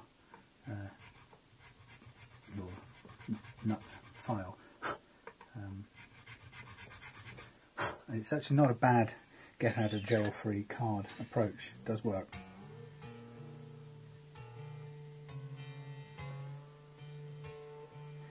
Some people would say it's a lousy technique, but I don't think there's too much wrong with it. I've done it on a couple of guitars in the past, and it works, and they play pretty well. So purists may get upset, but it's not the end of the world, and it is a really good get out of jail free, as I said. It will get you out of trouble when you've overcooked it, been over enthusiastic in your nut slot cutting. The reason I'm tuning back up is to make sure that the string sits exactly as fully as it needs to sit into the slot. Okay, so if you don't put it up to tension, what you might find is that the string sits halfway down and you get a false reading.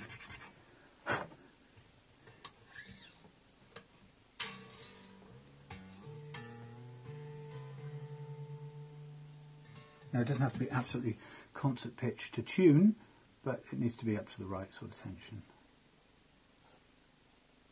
Now, I'm pretty close to where I want to be with that one. Let's just check it.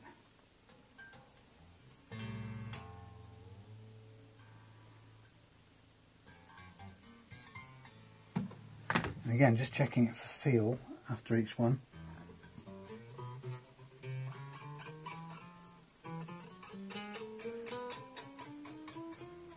That's amazing. This action on this neck is absolutely superb, I would have to say, if I may say so myself. It really is good.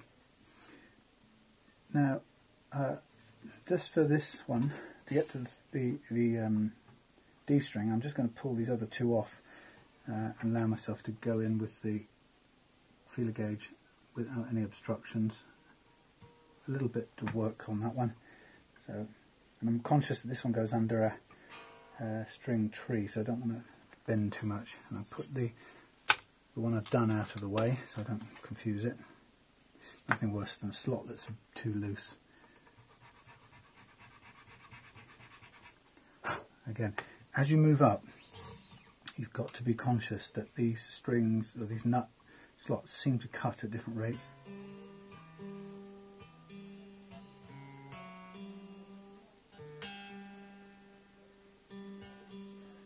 Why that is, I don't know, but just don't assume that how hard you, well, I'll tell you why it is. I mean, the bigger ones have more to cut and they take more effort. These, as you get higher, they cut quicker, they seem to cut quicker, so don't carry on with the same sort of gusto that you did to the first few strings, otherwise you will end up with something cut down to the ground before you know it, and you'll be regretting it.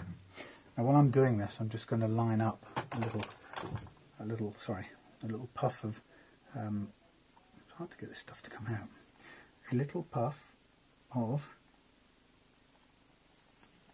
Why isn't it working? Maybe it's getting damp in here. Oop. No, it's coming out, but it's coming out.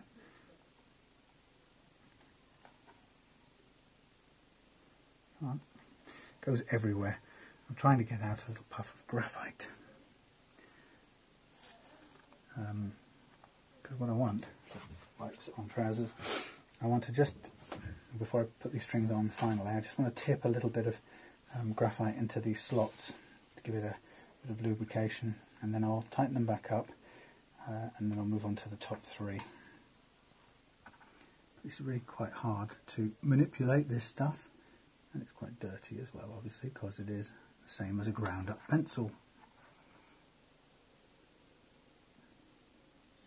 So we'll get a bit of a mess to drop it on first, and then we'll blow it as much as we can out of the way,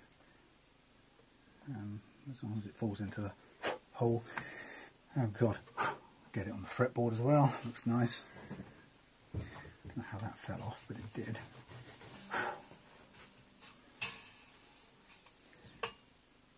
Drop it in, drop it in. This should help reduce some of the possible stickiness.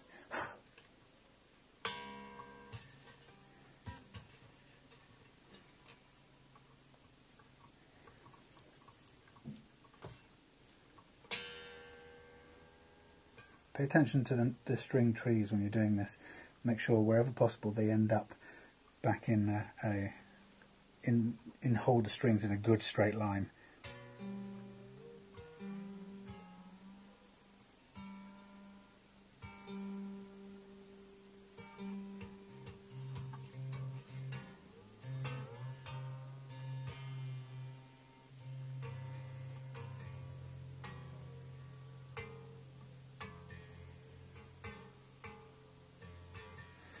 Right, not worried about the precise tuning right this moment of time. What I want to is just, oh shit, get the right one.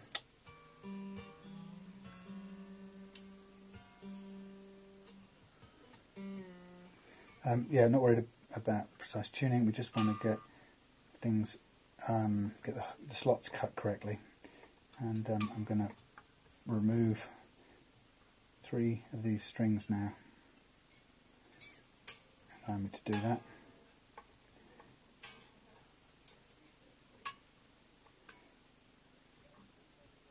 God, I keep messing it up. Never mind, it's out of tune. I haven't done it correctly. I keep grabbing the wrong string. Anyway, right, so we know the G string is the one with the most problem, because it's the most extreme, most badly cut nut. So we're going to make sure we get this one right. So here we go. Mr. G, let's do you proper. Again, I'm not going to assume any amount of cutting is right. I'm going to put it back in and tighten it back up.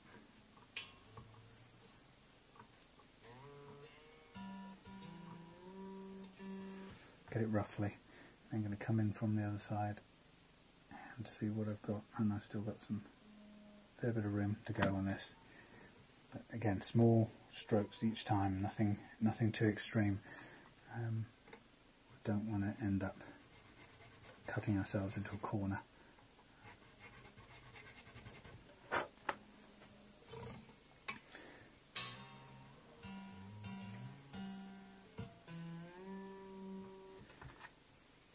Tune it up.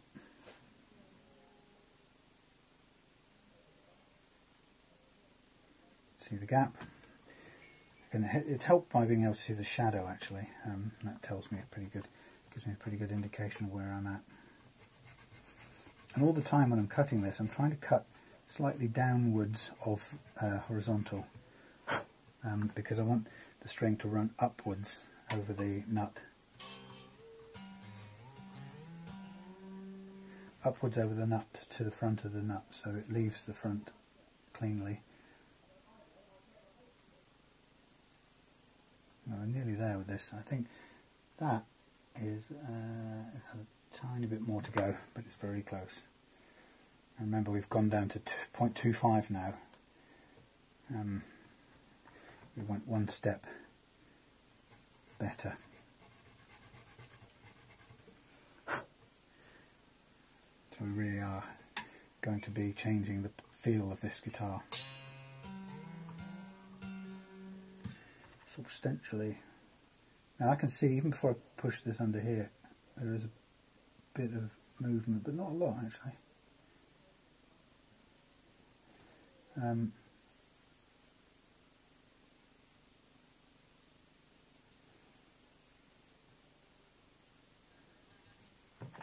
fact,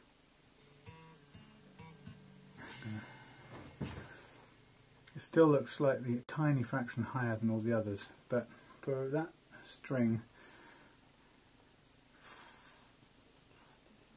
I might do one tiny swoop more and then that's it. Whoop.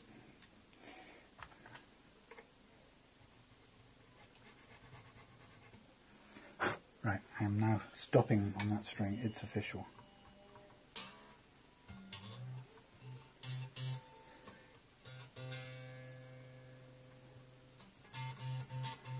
What's hitting down there? Is it hitting there? Not making that buzz. Get on, get on, get on.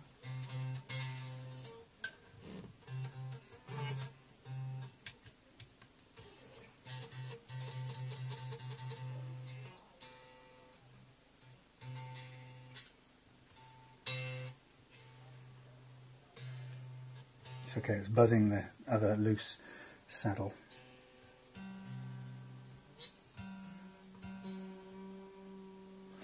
Right, done. Now we move on. This one has a little way to go. Change nut file. We're on to the 16. Don't forget we're going to just go back and put a little bit of graphite onto these 3 treble strings as well.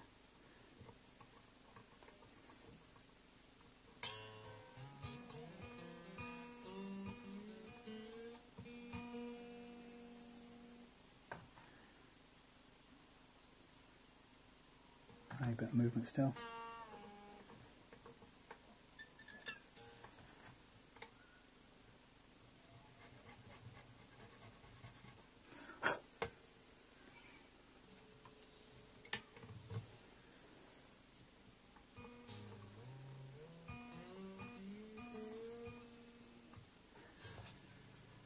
That's good, I'm stopping right there.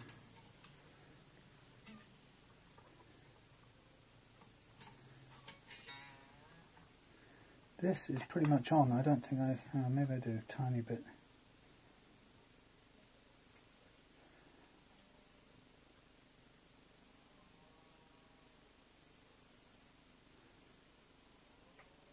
Tiny bit. Change the file to the last one, and then again, because this is so much finer, we could go through very much quicker if we're not careful.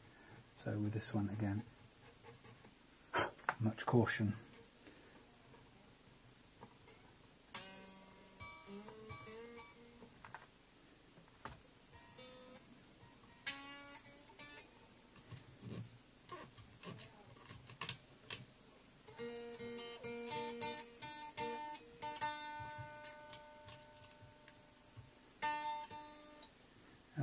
Doesn't help. Put it under its thing. String tree.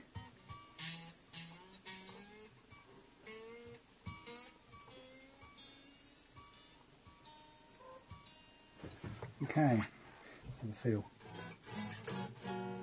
Oh, blimey! An action that you wouldn't believe possible. Right, just going to slacken these 3 off and put some graphite under the top, the treble notes, and blimey, does it ever feel different? It's a whole different guitar. But I've done it for the sake of changing or fixing the intonation issues that I can't in all conscience allow myself to leave in place. It is not possible.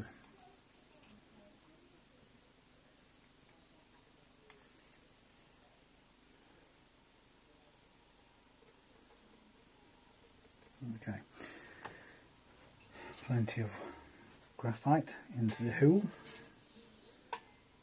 the torso. We'll sit up a bit proud of it for a second, and we'll just brush on top of that, get the bulk of it away, and then we'll go for a tuning.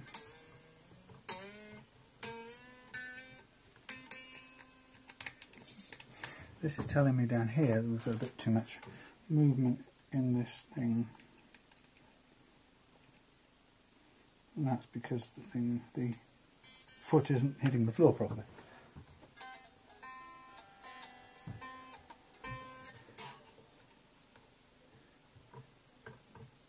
I will now get the tuner going in a minute because we'll need that.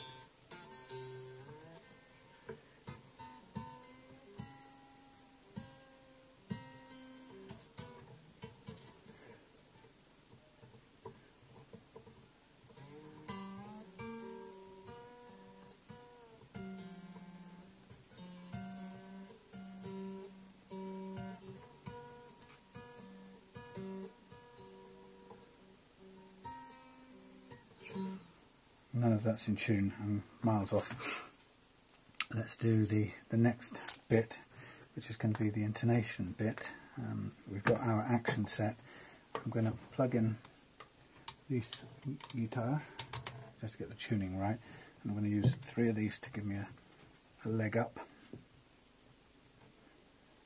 And get the tuner ready. Switch the amp on.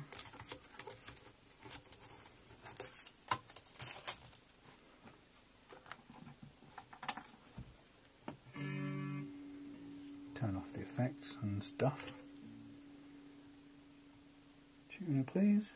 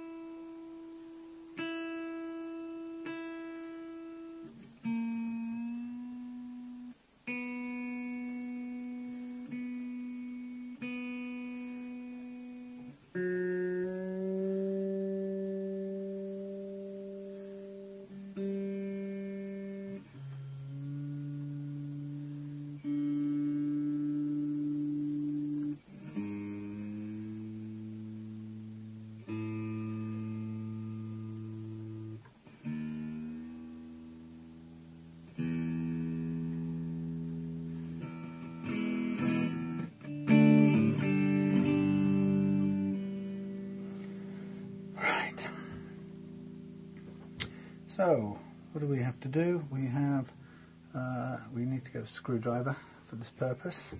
We're now going to set the intonation on this guitar, and to do that we need a screwdriver with the correct bit in the end to do these little screws on the back here. And let's just make sure we've got the right one.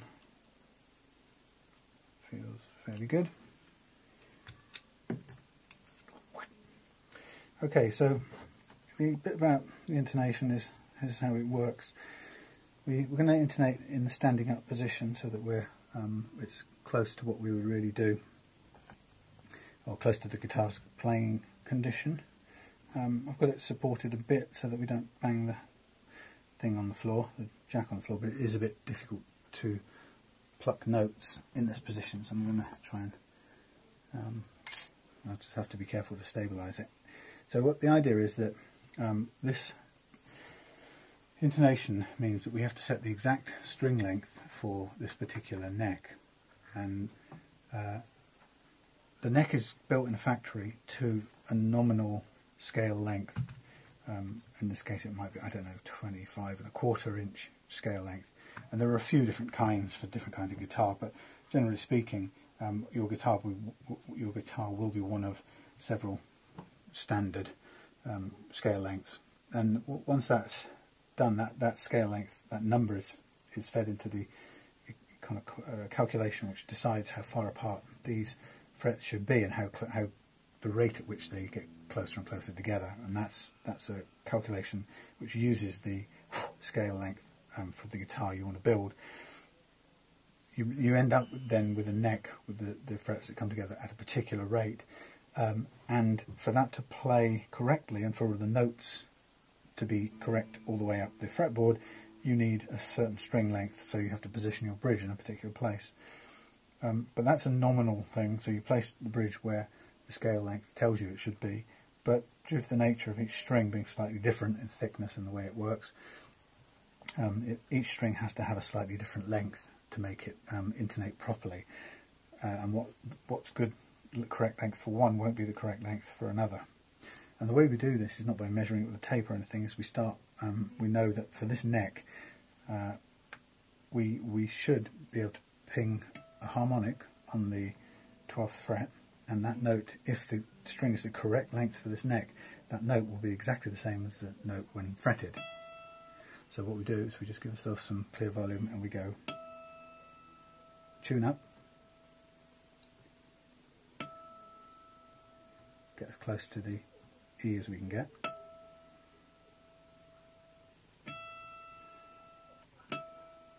watch the tuner, pinged, fretted. Particularly watch this little line here, the little chromatic bit here. It's very sharp. So what that's telling us is that for this guitar, sorry, for this neck, this string, this E string, is too short because the note is sharp on the 12th fret. So what we need to do for this, to correct the intonation, is we need to drag this bridge backwards, and to do that we're going to have to tighten clockwise this and pull this bridge saddle backwards until we get closer to that intonation. And we need to retune on that note again, or that string again, slightly. Actually we don't. What a liar.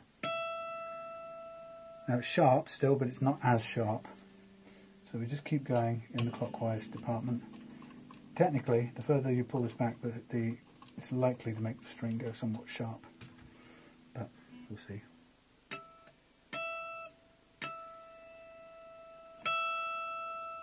Getting close. So a couple more turns back and we should be intonated for this string. Now, what I know about these guitars, it's very close. What I know about these guitars is that the saddles end up in a particular set of positions, and I can see that I've got quite a bit of work to do with these other saddles to get them into the right place. But we've got nice range of travel for these. That's one of the good things about this particular guitar. That's spot on.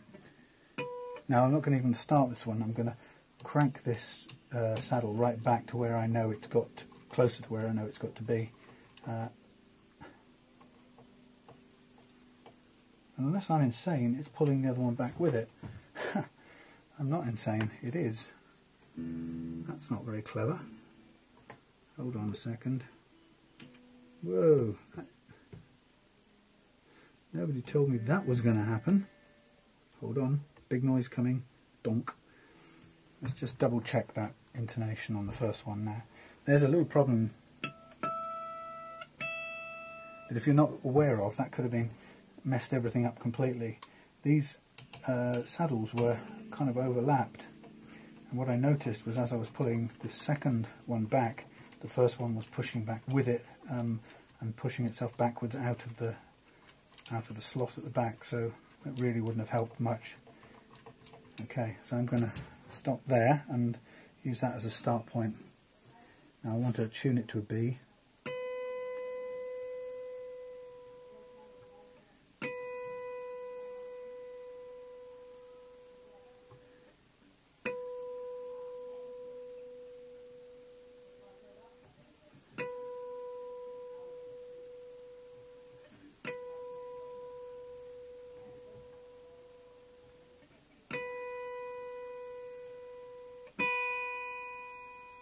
Spot on. So my guess was right, and it's pretty much the same. The more you do this, the more you'll see that this pattern is pretty standard. Because of the way the strings are, you tend to find the same positioning. The strings, the saddles, go in 2 sets of 3 in a particular pattern. They just step a little bit back each one. So you could, once you've got the first one, you could pretty much set the others by hand. I should say by sight.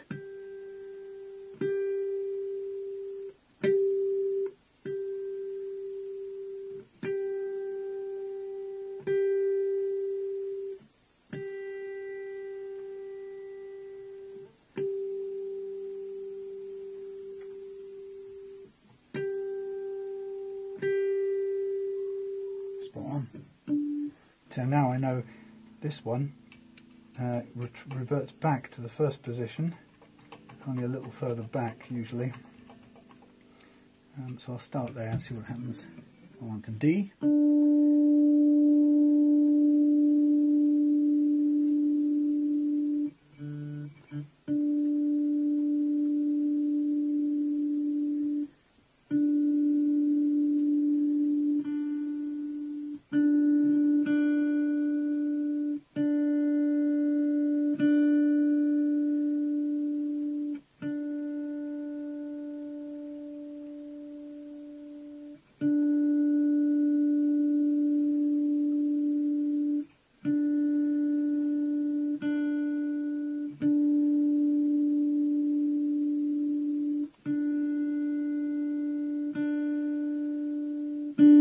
Slightly sharp, which means again too short, so I'll just drag this one back a little bit further, and that will be my start point. And what I'm going to do is, while I'm here, I'm just going to crank the others back into the same staggered sequence that I had with the first 3, because I know that the same pretty much applies. So I could, if you had no tuner, you could pretty much get away with that.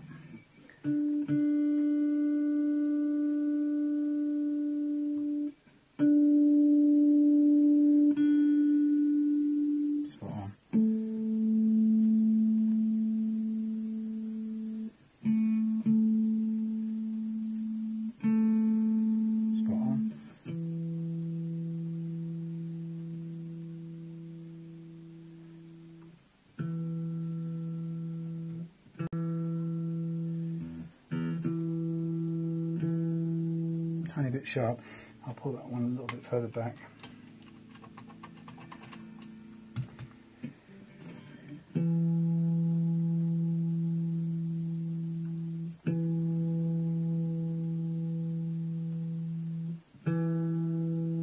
Dead on.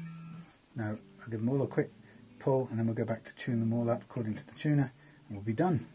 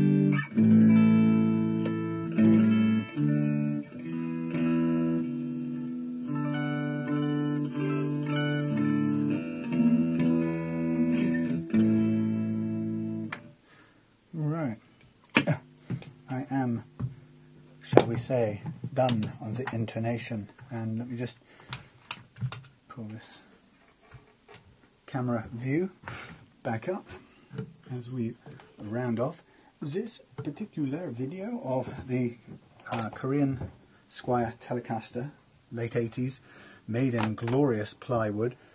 I'm not sure I could detect the differences in the sound of plywood compared to a timber guitar. Some people, I'm sure, think and believe, and to them they can.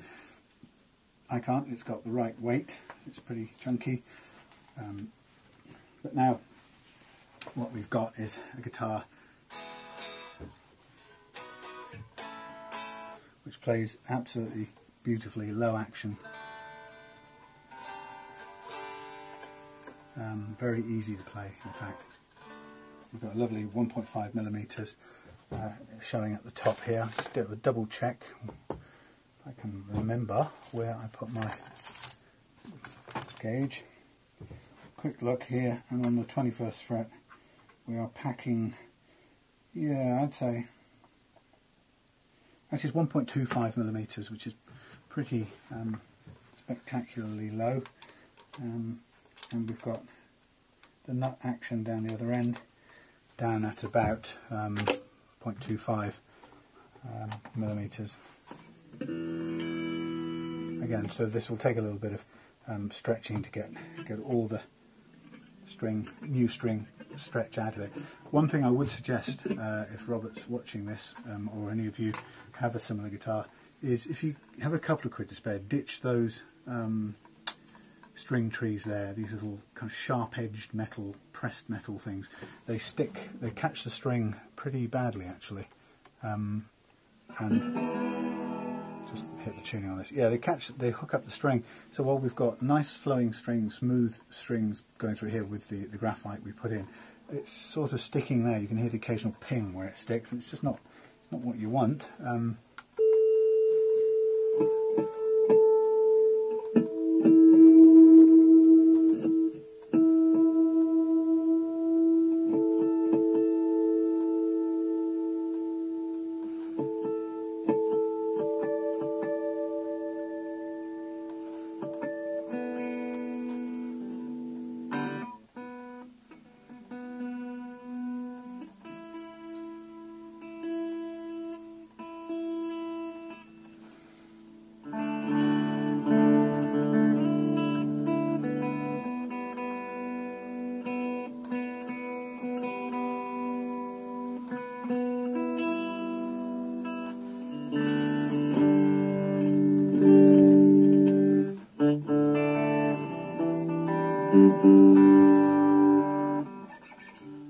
Got some grit on there from my pencil shavings, or my graphite as we should call it.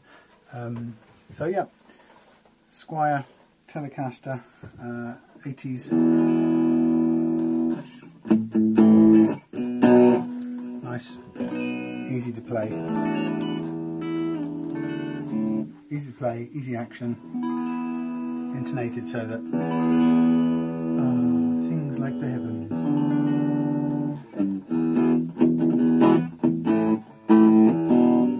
Bit of fluff in there from my cloth, sorry.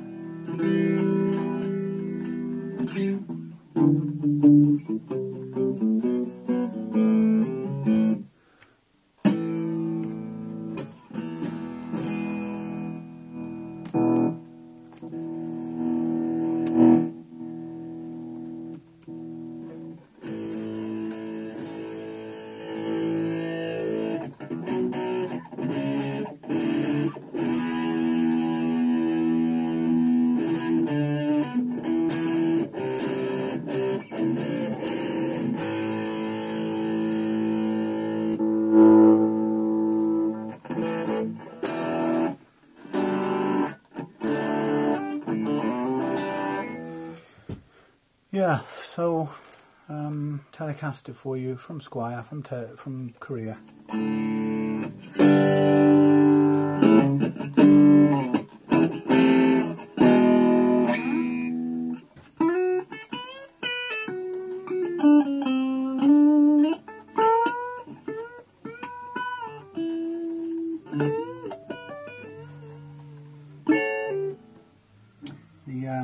The pickup's a little high on the bass side, but maybe that's how they like it out there in Squier land. I'm happy with that. Bit of bedding in for the strings. I'll go out of tune for the next few hours while I give it a bit of play through, and yeah. Same guitar, much lighter to the touch now. And once the strings have shed their stretch, then you'll have better tuning stability. You'll be able to bend the strings and they won't go out of tune hardly as much as they used to. I'm not used to these tens.